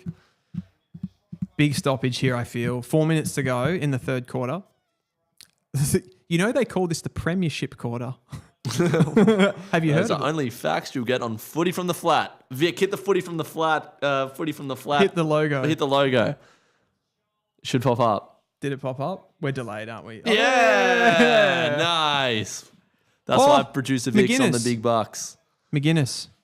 Flying shot. No goal. Jesse said, I'll sit in the middle so I can high-five Drewzy for all our jokes. You're gonna actually be like, why have I started the show with these guys? When me and Jesse get going, man, it's actually bad. We used to live stream and it was nothing to the quality of this, but we'd just be talking shit, say something outrageous, and then we'd be like, 8 viewers just left the stream. Consistently. Did you guys live stream games? Yeah. Yeah. But it was just it was webcam that sat on top of the TV, and there was like a big couch. Oh no, yeah, I remember that. Yeah, I do remember the that. best Yeah, on one the we couch ever ones. did. Yeah. The best one we ever did was grand final day of 2020. It was the Geelong Brisbane grand final at the Gabba. Oh yeah, the COVID ball. Wait, Geelong Richmond. Sorry, Richmond, yeah. at the Gabba. Yep. Yeah, that was a good day.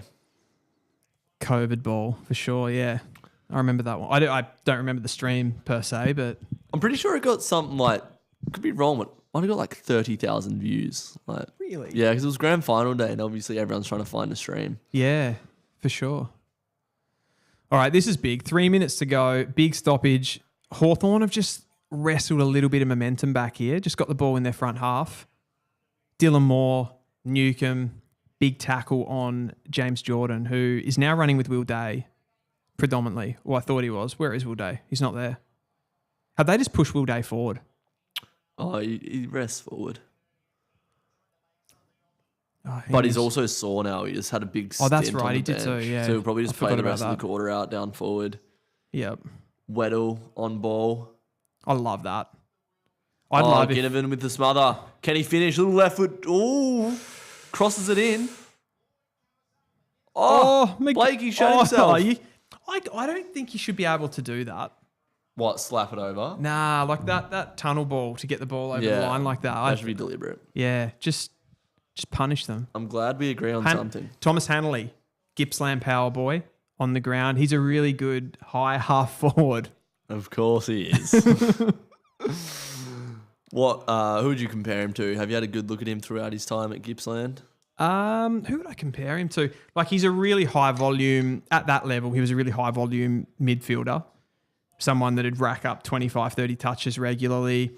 Not a flashy player, but did regularly hit the scoreboard as well. So I'm trying to think, like, he's not really like a stoppage. He's not like a Sarong or a Neil kind of stoppage-esque. At the top level, you probably could say that he's somewhat like a Dylan Moore. Okay. In that he's like a bit more of a specialist.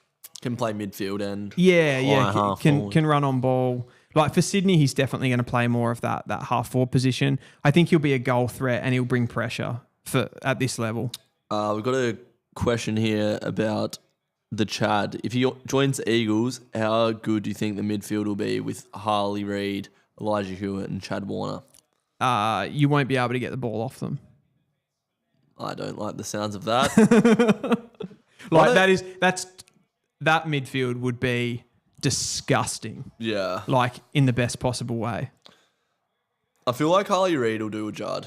Like spend half of his career at West Coast and then eventually come back. Yeah. Oh, for sure. I could definitely see that. And that would be the most optimistic way of looking at it for you as a Dockers fan. Yeah, I'd love to see him leave straight away. But I think that's also the best way that West Coast can go about it. Like get the best out of his early prime. Yeah, for sure. Take him to contend, maybe win a flag and then get the max value out of him as well. He just looks everything that the modern midfielder is. Like he's just got so many assets to his game. I don't want to bring up Caleb Sarong again, but like if you're comparing midfielders for midfielders, like the amount of different things that Harley Reid can do, it's just crazy. Like and have like a combination of Harley Reid and Chad, like it's just so powerful. Here goes Watson. He's caught my eye. He's running in on 50 here. He's not going to make the distance. He is having an absolute mare. That's short for nightmare. Oh dear. Tried to like run around the angle. Last year he was kicking those. Like you said, his first 5 games, I need something to fiddle with. His first 5 games of his career were very frustrating. But there was times last year where he was just like kicking crazy goals. David King had him as an All-Australian this year. Prediction in the video I did with him. Did he really? Yeah. He said first time All-Australian Nick Watson. Yeah, right. I don't know. He's looking like... it's probably a confidence thing, but he's just doing those things where like his movement looks so predictable. It looks like I know what he's going to do before he does it. And then you imagine if you're defending him, how easy that is to defend. Like I know where he's going to run around onto that right. And that's probably going to be a bit of a problem for him because he is like, he does have a little bit of a sameness to his game, like the things that he does. Like he likes to run around like that. And as spends more time in the league, defenders are going to know what he's going to do, the way that he's going to play. So we've just hit 3/4 time. Hawthorn lead by 5 points going to the final term. The rain's been coming down, so I can't see like big scores. This is going to be a close one. Yeah, I agree. Sydney really picked up in that third quarter there. Just brought that corridor chaos a bit and like heightened their pressure. A big part of that for me. What was the scoring that quarter? Sorry to cut you off there. Like just in that quarter? Yeah, how many goals? So 5 goals to Sydney. 5 goals to... Two goals. No, four. wait. Yeah. No, 5. Yeah, 5 goals to 2 was what I was trying to say. Yeah, 5 goals to 2. So they only put 3 on them, but yeah, it was only like a 25 point margin. 20-ish. We're not doing maths particularly well. I probably should be like jotting these down or 2 something. 2 is 4 minus 1. Or halftime score was 6 goals forward. Just said it there. Will Day has been off, I think, for quite a while now. He's got the injured icon. I'll just have a look at his game time quickly. The Targ. He's down low. He historically is a bit of a low tog player. I feel like they try to manage him quite a lot. For sure. He's only played 70% time on ground. And you'd sort of you'd typically want that for a mid to be up around the mid 80s. Yeah. So a little bit low there, a little bit concerning for the Daystar. So running through some of those stats, like he's still clearly one of the best players on the ground. In total, he's had 7 score involvements, but Chad Warner is the top scorer involvement player on the ground with 9 in total. So who's leading the fantasy? Fantasy. So Will Day, 21 disposals, 3 goals, including 4 marks and 4. He had that at half time. He had 20 disposals and 3 goals at half time. Did so he? I reckon he had 1 touch in that quarter. Yeah, I reckon he's just put a few tackles on in that quarter. So Sean Cox, that's my brother. Dean Cox has gone in and said, "Stop Will Day. Don't let him get the ball and put it on him. Make him earn it."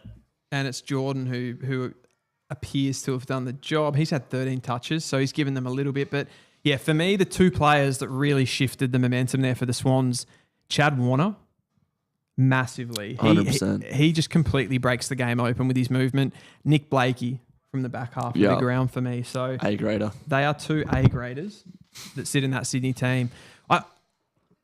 I guess the upside here for Sydney, if you're looking at glass half full, they had the momentum and they haven't really got a lot out of Isaac Heaney tonight.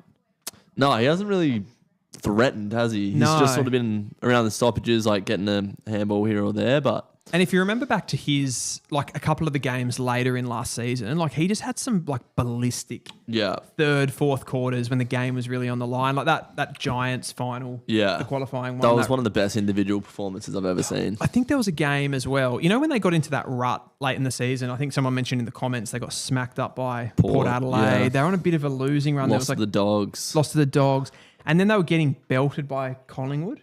Mm-hmm. And Isaac Heaney had either like a third quarter or a fourth quarter that I've just never seen before. Like big contested marks. He was kicking goals. Yeah.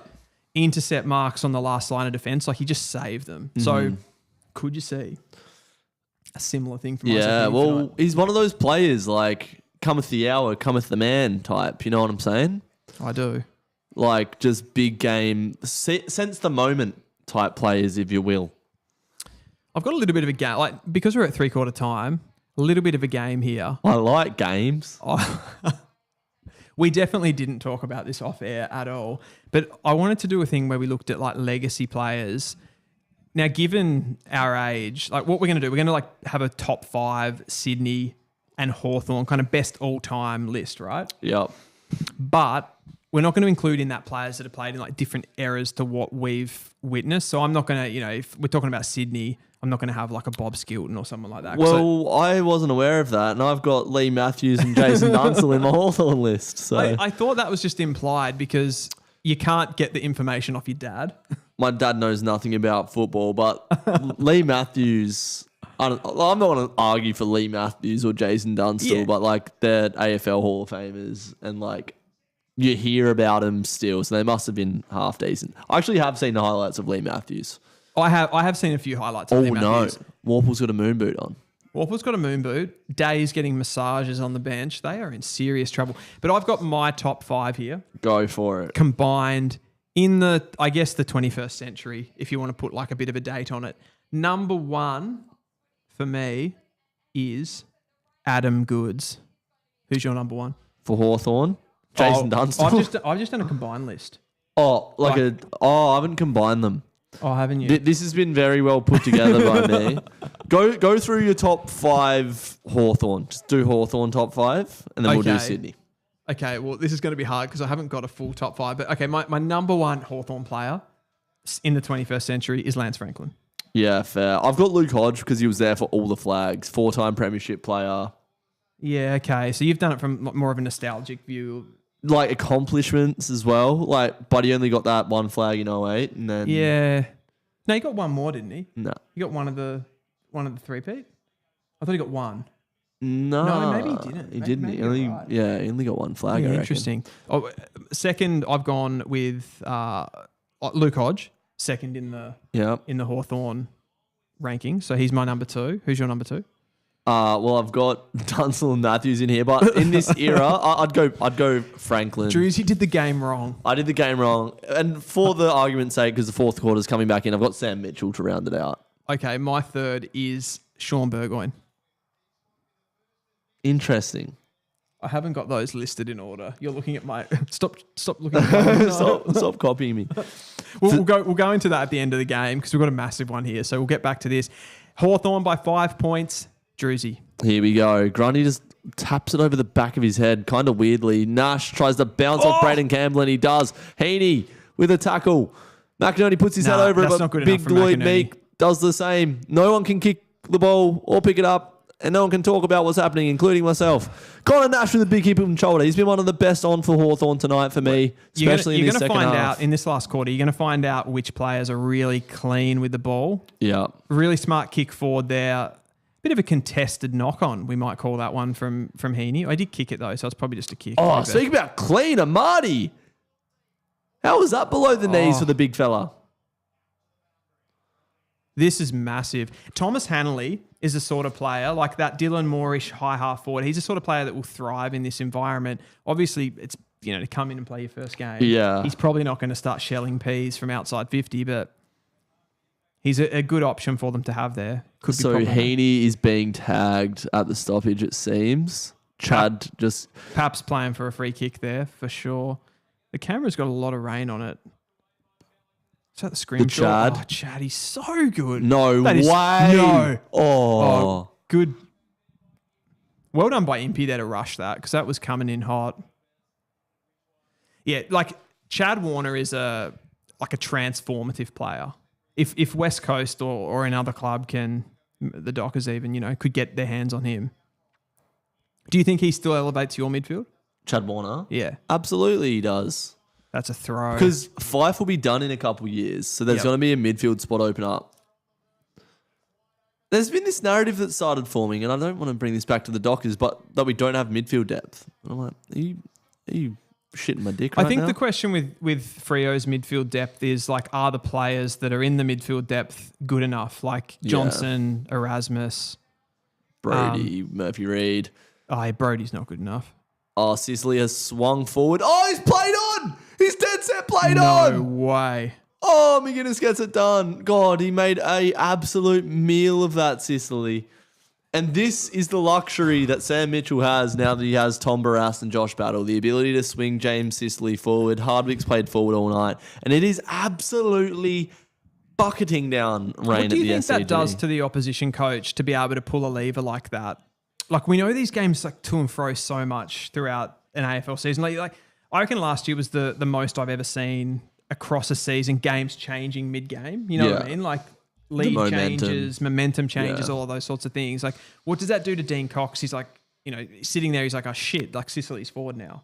Do I have to swing Tom McCartan behind the ball now? Get Tom McCartan back there because now they have another tall that can mark the ball as good as anyone. And the Pelican can't do it. Well, who have they got playing on him? Wicks. Yeah, it is. No, it's... Or is it... Lloyd? It's Rampy. Rampy. Yeah, it's Rampy. So Will Day's back out there. It's problematic. Oh, well done, Rowbottom. I thought he'd actually butchered that. How's that play on? Oh. Amati's just thrown it on the boot. That's a disgust. Like, I know it's wet, bro, but... do something better. Frost has nearly not marked that, and it obviously didn't go through, but it could have. Yeah, like you almost like I just heard Dunstall say like there's not going to be much in this last quarter. You could 10 points. It's actually a fair lead. Yeah, Sydney need this next goal. Oh, Wicks. It's not clean enough. Like, so do you want to see that Peters? I suppose Dylan Moore made it. He made an attempt to keep it in there. That wasn't like the worst example of that, but I wouldn't mind seeing those. Just you know, didn't keep try the ball, to keep it in. Try to keep it in play. Like actually, the rule is not deliberate out of bounds. It's insufficient intent, right? Like it's not. Sorry, apparently I did get the Buddy Flag stat wrong. Oh, I've been backed up. So did he play in that 2013 grand final against I thought he got one more. Like I thought he got 08 and then he got one more flag. Yeah. But then he missed the next two. That's what I thought. Right. Yeah, because he did go out on a premiership. Oh, I just can't remember him having a massive impact in that grand final against Freo. The Chad! No. I fell asleep in the Freo grand final though, so that's probably why I can't remember it too well. This guy, like, where did he come in? Kane Corns' top 50 recently. The Chadster. He's in at 10. So the Corns has actually given him a fair flowers there. I thought he could be one of those players that's a little bit underrated. I reckon there's a group of AFL players that get underrated because they don't accumulate the footy. Horn Francis is another one. Like they're absolute superstars. But because they don't just continuous accumulation, they get left out of these conversations. The numbers. Yeah. You got to have those numbers. Jesse said I wasn't the only one to fall asleep during the 2013 grand final. And then Buddy played against Hawthorn in 2014. See, like I was just a child. Yeah. Like, I actually can't remember these events happening. Yeah, like I feel like the Hawthorn three-peat for me was quite boring. But what was the best of those games? Probably 2015 because West Coast got dominated, Jesse, if you want to play at that game. The Freo one was good, right? Yeah. I remember that being a good game. Like good midfield battle. I just remember Fife missing like 6 set shots in the first quarter. Yeah, his kicking was different horrendous. outcome if we kick straight that day. Mundy was ridiculous that game though. I remember. Oh, We'll have to watch it Sicily back. runs away from the Pelican. Good smother there from Campbell. But who's going to get in the way of Sicily? Oh, Rowbottom is. I think it was Roberts actually, but Rowbottom dived on it. oh, bro. Dylan Campbell. The Pelican. Don't let Pelican on the ball. Scrimshaw. Oh, the pair. The pair says this setup has the lighting of a 1980s massage parlor. People were saying the backdrop looks romantic. This does turn into a red light studio after the final siren goes. So make sure you come to 75 Smith Street in Fitzroy. This isn't the real show. Yeah. We are. Yeah, I'm not even going to go down that road. I feel like sometimes when I'm like setting up the camera gear and whatnot throughout the day, like I feel like people would be walking past going like, what? What does this guy do? Yeah, what? Heaney, clearance. McCartan, good grab. Heaney's had no space in this game. They've really shut him out well. McCartan, what can you do, brother? That is not the kick that you want in the wet. A high ball. And that's... Paps. Nah, he's run away from goal. He's not going to be able to bring that back. Like, you just play the XG there, don't you? And he hasn't. Yep. He's kind of like one of those players, Papley, though. Like, he's only got one mode when he gets the ball in that kind of arc. So even if it's raining, it's like he can't really switch it off. Oh, gee, like, are you going to contest for the ball, Lloyd? Lloyd Meek, that is. Slow down a bit. Yeah. Yeah, the sting's just gone out of this for a little bit. I feel like it's going to have a big lift in the next sort of couple of minutes. Who was that just... I don't think you want me to read that comment out, Jesse. But I will. I remember bringing a girl home once and she walked into my living room set up with the recording equipment. Did Jesse write that? Yeah, he did. Yeah. That's the content that he brings to this channel. That's what he brings. That's fantastic. I'm here too.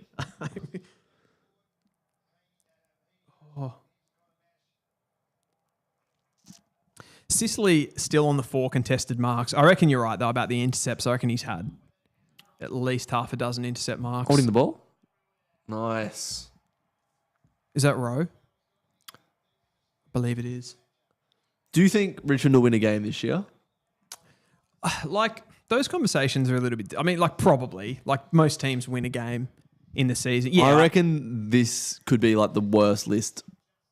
Not in terms of talent, but like ability to win a game ever. Yeah, potentially. Like, I think that's... Oh, maybe some old Melbourne sides. But even they had like your Scullys and... I don't... Do you know what the thing with that those like old Melbourne sides and maybe some old Carlton sides had? They had a lot of other crap sides. Like there were crap Richmond sides, crap Melbourne sides, crap Carlton sides at the same time. The issue for Richmond this season is nobody's really crap anymore. Yeah. Like West Coast will be a bit crap. West Coast will beat them easy, I reckon. But yeah, like they're I feel like North and West Coast have got themselves to a stage where they're significantly better. Yeah. So unless a team that's already a little bit more established, like just dies in the arse this year, like St Kilda just drop off and their injuries become too much. Yeah, true. Something like that. But yeah, they're kind of up against it with just how competitive the rest of the league is. This is just an absolute territory war at this point. Oh yeah, you got to Like, be a real clean man to be disposals. out there at the moment. I feel like this is what like people that support rugby think the AFL is, like just a bunch of dudes running around the field with like just There's battling it out. There's no culture. Have I overused that word tonight? So much. Uh, I want Sydney to win because I tipped them. Yeah, I was sort of thinking like you've kind of been just egging them on a little bit. Yeah. Like you want it. Well, also because they're behind. So it's like if Hawthorn kick a goal now, it's like, who cares? Yeah, okay. You can sort of hide behind that though. It's really just a selfish move. Well, no, you want to see a close game. So it's like if Hawthorn kick one, then it's just like game over. When Freo are winning, do you want the other team to come No, back? obviously not. I want it to be a 90-point win every week, which it will be. Have a guess who... Don't look at my screen. Have a guess who's had the most clearances in this game.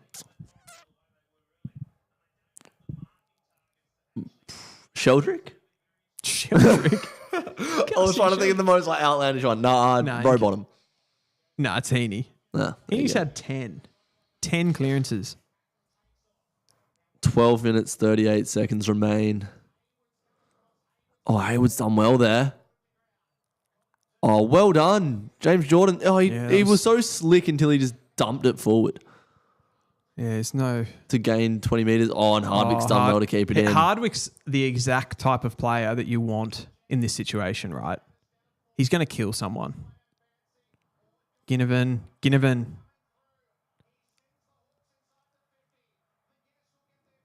Oh, wow. McGuinness Ham all over the top. Sick dog. Sicily. Oh, the pickup. The one... He's dropped the ball. That's dead set holding the ball.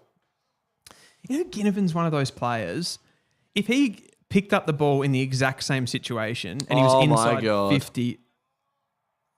Oh, Dean Cox looks bewildered. Dean Cox is like, what am I doing? Why have I taken this job? I can't believe you've done this. Well, I actually missed that entire thing. I was going on a rant about Jack Ginnivan. Yeah, sorry, I turned my eyes. What is that? Oh, that is just horrendous. That's he's just lost them the game. Sorry, Connor McDonald has had 4 disposals tonight. Watch him miss it. That's what you got to do. The unsociable Hawks.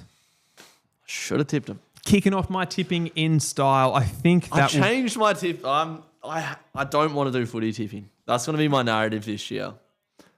Yeah, I okay. hate footy tipping. That's a bit soft though, isn't it? There's something wrong with me when it comes to footy tipping. I'd probably be saying the same thing as you if I got this wrong, to be fair. But every part of me wanted to tip Hawthorn tonight because I think they're going to finish higher this year. Yeah. But I was just like, oh, so where does the that home weakness side. come from? I don't know, man. That's a deep, probably question you're asking. Can I just go that tangent that I was just going off with Jack Ginnivan just before? Like what I was saying, he's one of those players, which I guess this is a forward, right? This is the fact that he's a deep forward. He picks up the ball there about like 70 from goal and he kind of doesn't know what to do with it. Whereas if he was just a little bit closer to goal, he has the shot and probably kicks the goal. Yeah. Hawthorn looking to ice this game now. Yeah. If they get the next one, it's absolutely over. 11 minutes remaining. I really like McDonald as a player. Yeah. The Chadster. Do you reckon he's got a bit of Chadster about him? Like McDonald? forward half Chadster? Potentially. Like, he definitely doesn't have quite the mobility of the Chadster. Like, some of those, like, explosive movements that Chad has, I think, like, maybe, like, that's a pretty rare type of athlete that he doesn't have. But, no, he's definitely got some... general on-ball ability. Yeah, for sure. Like, he's one of those guys that could be playing... Like, he's just not getting in that midfield right because it's too strong. God, the Hawks are sensing the kill here. They are... Ginnivan... Yeah, Nash probably Papley, not the ideal guy. The Chad. I don't know. Chad just looks so... hot. Yeah. Swans free kick. Give him the footy, otherwise it's 50. Give him the footy, otherwise it's 50. Go, go, go. We want to see a good ending here. Thomas Hanley on the ball here. So do you reckon now, like back in the day, you would have been, I don't know, like my dad's generation would have been like, oh, I want to say I'm a full forward, right? Like that was the coolest position to play. Mm-hmm. Probably like more recently it's been like... high half forward. Yeah, now it's high half. Now you go out to clubs and like you meet girls and you say, I'm a high half High forward. half forward. High half. You say it like that too. High half forward. High half forward. That's what everyone was saying to you at... What was the club again? I forgot. Electric. No, I was just saying, I don't play, forward. bro. Are you going to play some high half forward for the Animals this year? Nah, I'll play wing or halfback flank, I reckon. High half forward. Nah, yeah, I'm not cool enough for that tag yet. Is that a Caden McDonald, high half forward? Nah, he's a deep. Deep lying. Oh, he gets up a little bit. Yeah, okay. Depends how much he can be fucked more than anything. Hopefully that doesn't take away all the donations. That's another thing. If you swear, like your monetization becomes restricted. Yeah, right. So don't swear, kids. Aim on Oh, to the Chol. Cholosaurus Rex. Oh, no. Yes! Still half of the quarter to go. Come on, you Swans. I should really be going for Sydney here to come back into this, but like I'm just too vain. Oh. Big contest here. Oh, that's Barras. Go, just keep the ball knocking it forward. Given you're a Western Australian person, like how highly do you rate a Tom Barras? Very highly. Do you? Yeah. Yeah, he's a okay. jet. Like, his one-on-one defending ability, he marks it at the highest point. You know, David King was talking about him today and actually said he reckons McGovern made him look good. That's like saying Nick Blakey's a poor defender because he's not. attacking. It's like saying he's not an A grader. Yeah, who would say that? Yeah, it's an interesting one. Like, I don't agree. I think he's a great defender. I was just bringing it up. Real deep thinker type 2. Mm. Have you heard him speak on like Dylan Friends? Who? Tom Barras. Oh, Tom Barras. Yeah, I did actually. I heard a little bit of that conversation and was very, like at the time I didn't know much about him. And it was, not that I can really remember anything of it specific, but he did surprise me a little bit. Yeah. The way that he spoke about things. Very introspective chap. Yes, yeah. Here's Jake Lloyd. He's Newcomb. Well done. Go. Oh, well, that'll be... That's going to be deliberate. Yeah. Yeah, you have to call that. What would you do if I subscribed? I would say, thank you for subscribing, Dominic. You have a nice name. We got anything else going in the chat? comments? It's over. Yeah. Tom Barras' best form was in 22, I reckon, when Gov was out. There you go. Yeah. No, that's fair. It wasn't my opinion. I should do that all the time, shouldn't I? If like, just any opinion. It wasn't my opinion. It was actually David King. What do you think of this controversial take? Yeah. Yeah, well, that was Kane Corns. Yeah. All right, come on. You want to get the ball into the hands of the lizard in moments like these? Yeah, you really do. Oh, the day. Won't tonight. He's been imperious tonight. He's been imperious to the pantheon of whatever the fuck else you said. What was the other one? Oh, I've been talking some shit. Some absolute... We'll be here all season. That's a high five moment. Yeah. Sorry, Drew. Do you want to learn the backwards high five? Yeah. So, like, if your hand's here, just go like that, and I'll, like, slap it. You gotta hit my hand. Yeah. Oh, yeah. Yeah, Gotcha. ready, commit. Yeah, we'll get better. We'll get better. Heaney. What's the margin? 13. Okay. 13. 30. Yeah, I was going to say that. Yeah, Heaney's been... I just feel it's going to be this type of year for Sydney. Just compete, but frustrating. Yep. I think I had them on my ladder predictor. I think it was 6th. So a little bit higher than you. Still making finals. I think I read an article the other day that, like, on average, I think it's like 3 changes to the top 8. Yeah. Each season. And it's like very rare. It's like really low percentage that it would be any more turnaround than that. Especially for like grand final losers. Like they often just like don't make finals or lose early in finals. Sure. I feel like the really obvious ones that could drop out are like a Port Adelaide. Carlton. Yeah. Did you have Carlton in the top 8? No, they were a bit of a controversial one for me. Like I had them like, I think 12th. You just get a bit of a vibe with some teams, you know? Yeah. My vibe with Sydney last year, very high. Didn't make finals the year before, I believe. Yeah, they didn't. They dropped out. Because they had the Geelong year where they got thumped. Yeah. So you could, make a hypothesis that the same could happen again. I think, like, in this situation, like, even though I think everything's kind of come down on Dean Cox with all of that situation, but the fact that you are actually making a big, substantial change after a loss like that maybe helps in this situation. Like, there's an argument for it anyway. Like, what do you mean? Well, I mean, like, last time they lost the final by 80-odd points to the Cats, it's the same team with the same coach, and they come back to work and they train the same and whatnot. But this time they've been, like...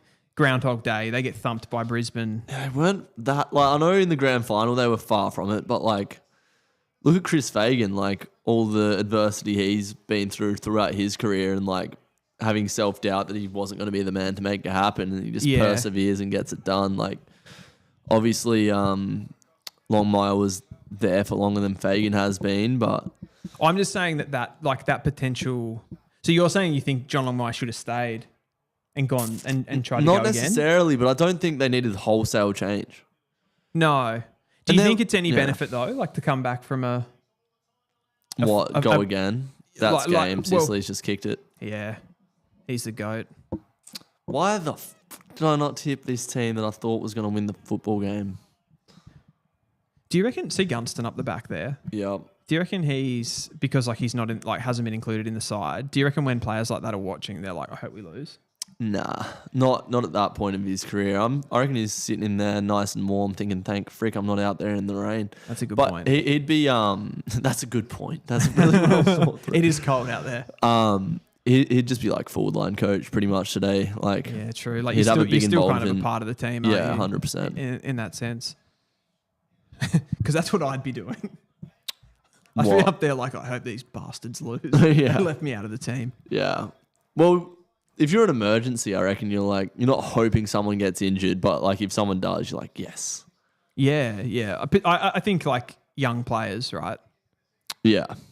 Players waiting for their opportunity. Luke, Will Day, again, they're like the reach just to get the ball over Jordan. See, Sydney only really had one push today, that third quarter. Third quarter, yeah. That was all they had. I'm glad we've got them in round 3. Round 2. So the third. So who have they got in round 2? Let's have a look. They have Brisbane. Yeah, it's all over. They're done. They'll be done. Put a line through Sydney. They'll be done by round 5. Put a line through the spineless Sydney. Yep. Yeah. If they, they're going to lose this. They'll definitely lose to Brisbane. They're not coming. Is that the SCG? So is this. Good point. Well, this is a good performance, is it, at home?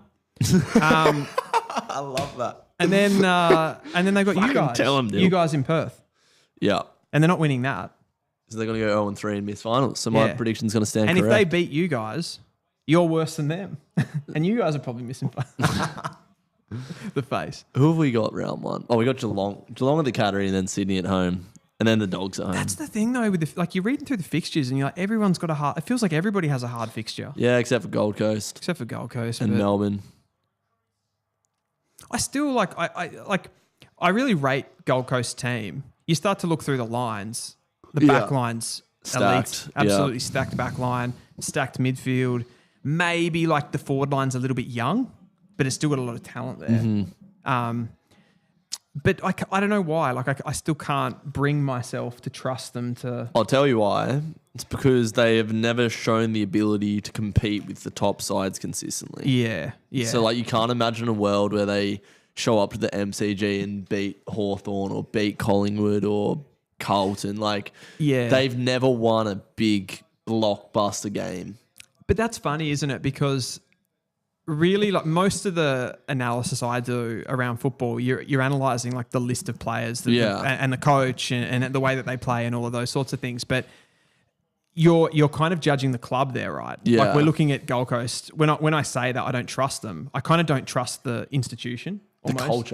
The culture. I don't trust the culture of the Gold Coast Suns. Like I've never seen them do it. Where I've seen Collingwood bounce back from adversity as a club. And just can't see it with the Gold Coast. I don't know how. But then all emerging teams, all franchise teams, like they become, at some point they have to become good, right? Yeah, like that will. has to turn. All the talent that's coming through, they will get there. And they've got Damien Hardwick as coach. There's no doubt. But it's going to take more than finishing, what they finished last year, like 14th, 13th, whatever it was. Yeah. Like it's going to take more than going from that to making the top 8. Like, but is that lazy analysis from us that we just go, oh, well, they'll just miss finals then, because they always do?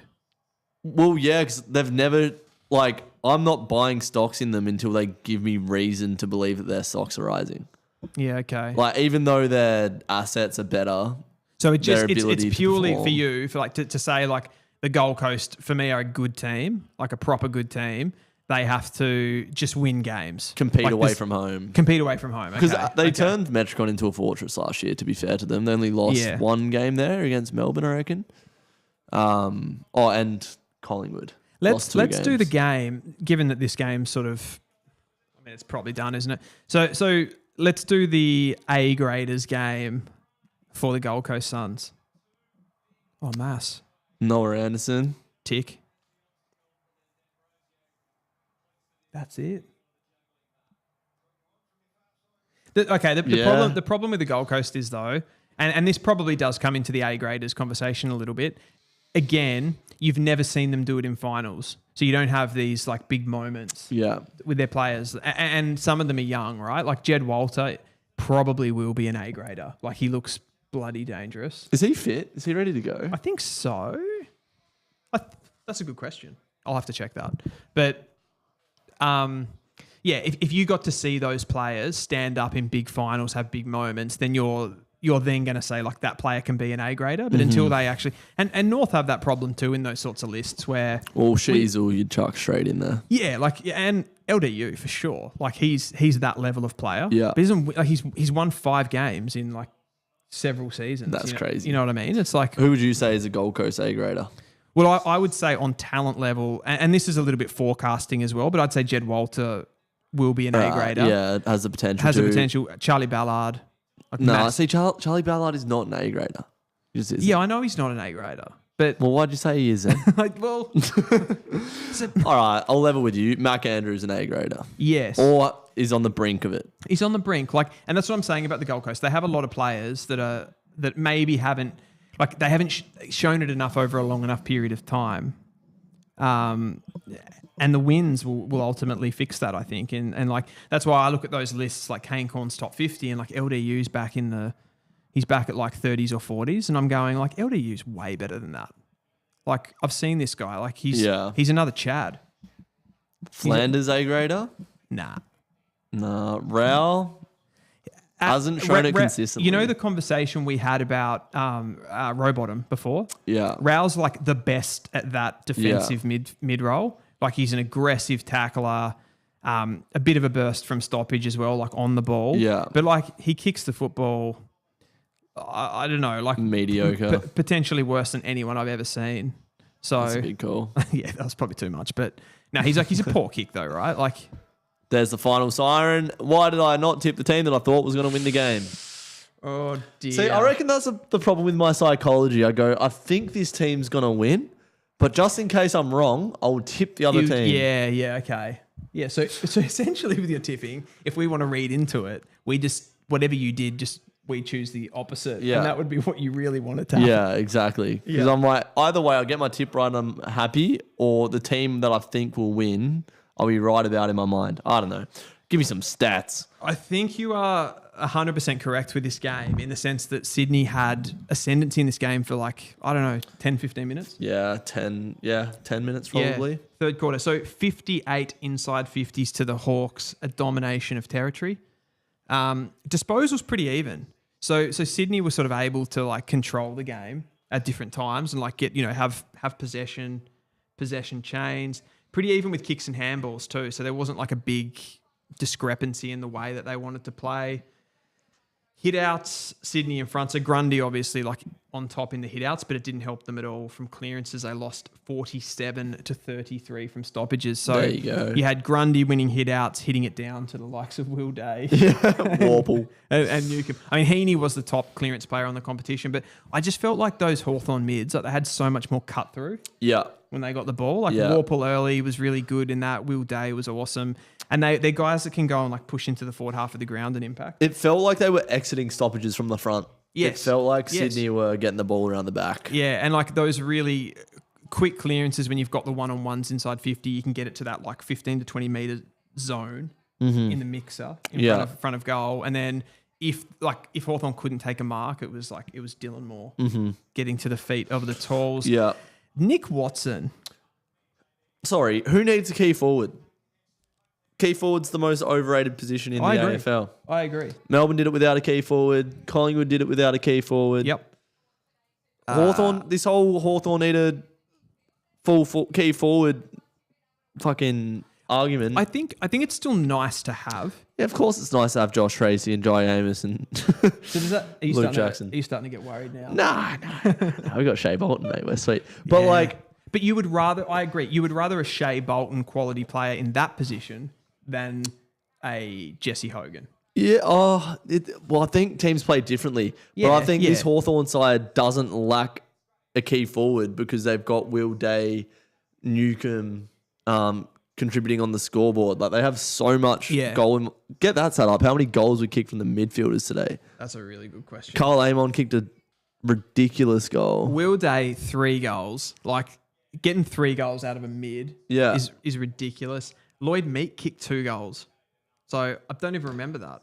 That's crazy. He took a couple marks. Carl Amon kicked 1 goal too. I'm not exactly sure where he was starting, whether he was off half back or whether he was coming in off a wing. He sort of floats a little bit. I've got a feeling with some of these new defenders coming in, he might be a little bit higher. But he's kicked 1 goal too. That would be massively And above if you're average. lacking an aerial presence, send that bloke James Sicily forward while Tom Barras and Josh battle. If you think Hawthorn isn't going to contend this year, you're a muppet. Yeah, that move from Sam Mitchell to put Sicily ahead of the ball once Sydney got back into the game, I think was actually the thing that won them the game. That killed off any hope that the Swans had of getting into the game. Talk about those goal kickers. Dylan Moore had 2. Finn McGuinness had 1 goal too as well. To get that sort of output out of him, 3 scoring shots out of him is awesome. McDonald had a goal. Nash had a goal. Newcomb had a goal. Everyone had their way with the Swans. Yeah. That's incredible. The only one that didn't have a goal that you would really expect to have had a goal is Nick Watson. Who's ended the game with 4 disposals. Him and Ginnivan, not a whole lot of impact on the ball. But you never know when you watched on they would have applied pressure. That reminds me of do you remember I think it was the Sydney, the 2022 premiership, Geelong versus Sydney. And I think it was Gary Rowan had 3 touches for the game. And on grand final day? Yeah. And Geelong sort of came out with this big media spin that he was he did his job perfectly. Yeah. He was a decoy. And they won the game. So they had the last laugh, right? But it was just, And you're going to say that as well. You're not going to hang your boy out to dry. You're going to protect him after a win for sure. And I'm sure there were things that there was some truth to it. But surely you don't manufacture it so one of your players has 3 touches. Yeah. And when the pressure's that low, just surely like do a little Marlon Pickett job and just like sit him 15 out straight in front of goal and find him. But he's not on the list anymore, so they obviously didn't like him that much. So what does this mean? What does this mean? I think we covered it well throughout the live stream that the Swans are spineless. If you don't say so yourself. What? We covered it well. What do you mean? What I'm saying, you're like, we covered it well. All right. I'm stream fatigue's kicking in, but no, I think the spineless Swans is a headline that comes out of this game. I think their list now, I don't know if it's just the missing Logan McDonald and Errol Goulden, but Tom McCartan goes forward and they look shaky in defence. That was too easy for the Hawks to score today. And I think the story of the Hawks is the aggression that they bring in the midfield. Yep. Watch out for Will Day.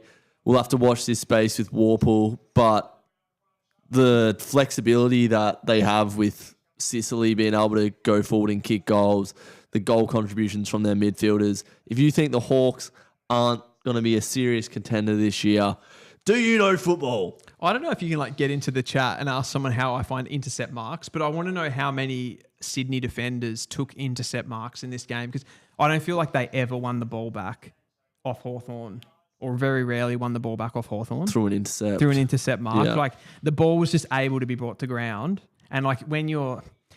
They already... the way that Sydney lined up with this game, putting Wicks behind the ball, putting up Ben Patton, young guy, to play a lockdown role. They were worried about the smalls. Yeah. And then pretty much it just played out like that, didn't it? Yeah. So, yeah, I think it's a concern for Sydney. And like I said off the top, when we first jumped on the stream, I said, this is a nightmare fixture. Yeah.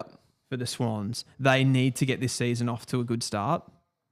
And now they only face the Premiers next week.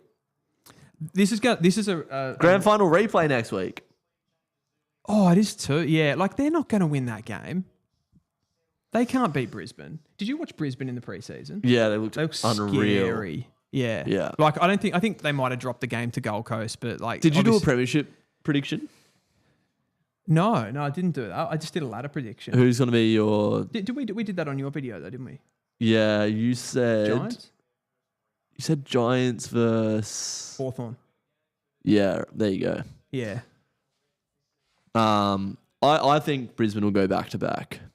Yeah, they absolutely could. They have an absolutely stacked team. Because they've just got to the point now where they've gone through all the trials and tribulations and they've learned how to win a flag, and all of those players are hitting their prime. It's so funny how the psychology of that works, because Brisbane were seen as this team, Chris Fagan as a coach, their whole personality as a club through that time was the bridesmaid.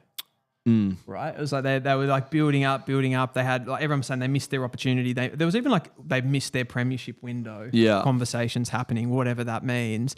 And they win, they went so close the year before against Collingwood. They come back and then they win it. And then all of a sudden you're like, this team could win 5. Mm-hmm.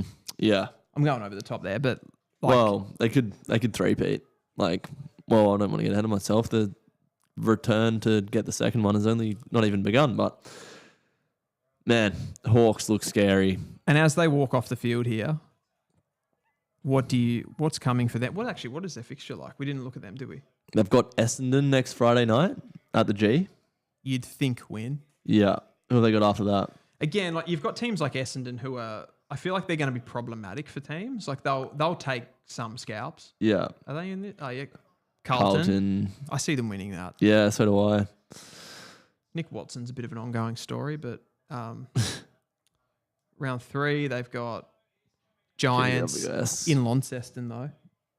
They like playing at Launceston. Yeah, they do like playing down in Lonnie. It's not a dream run, but it's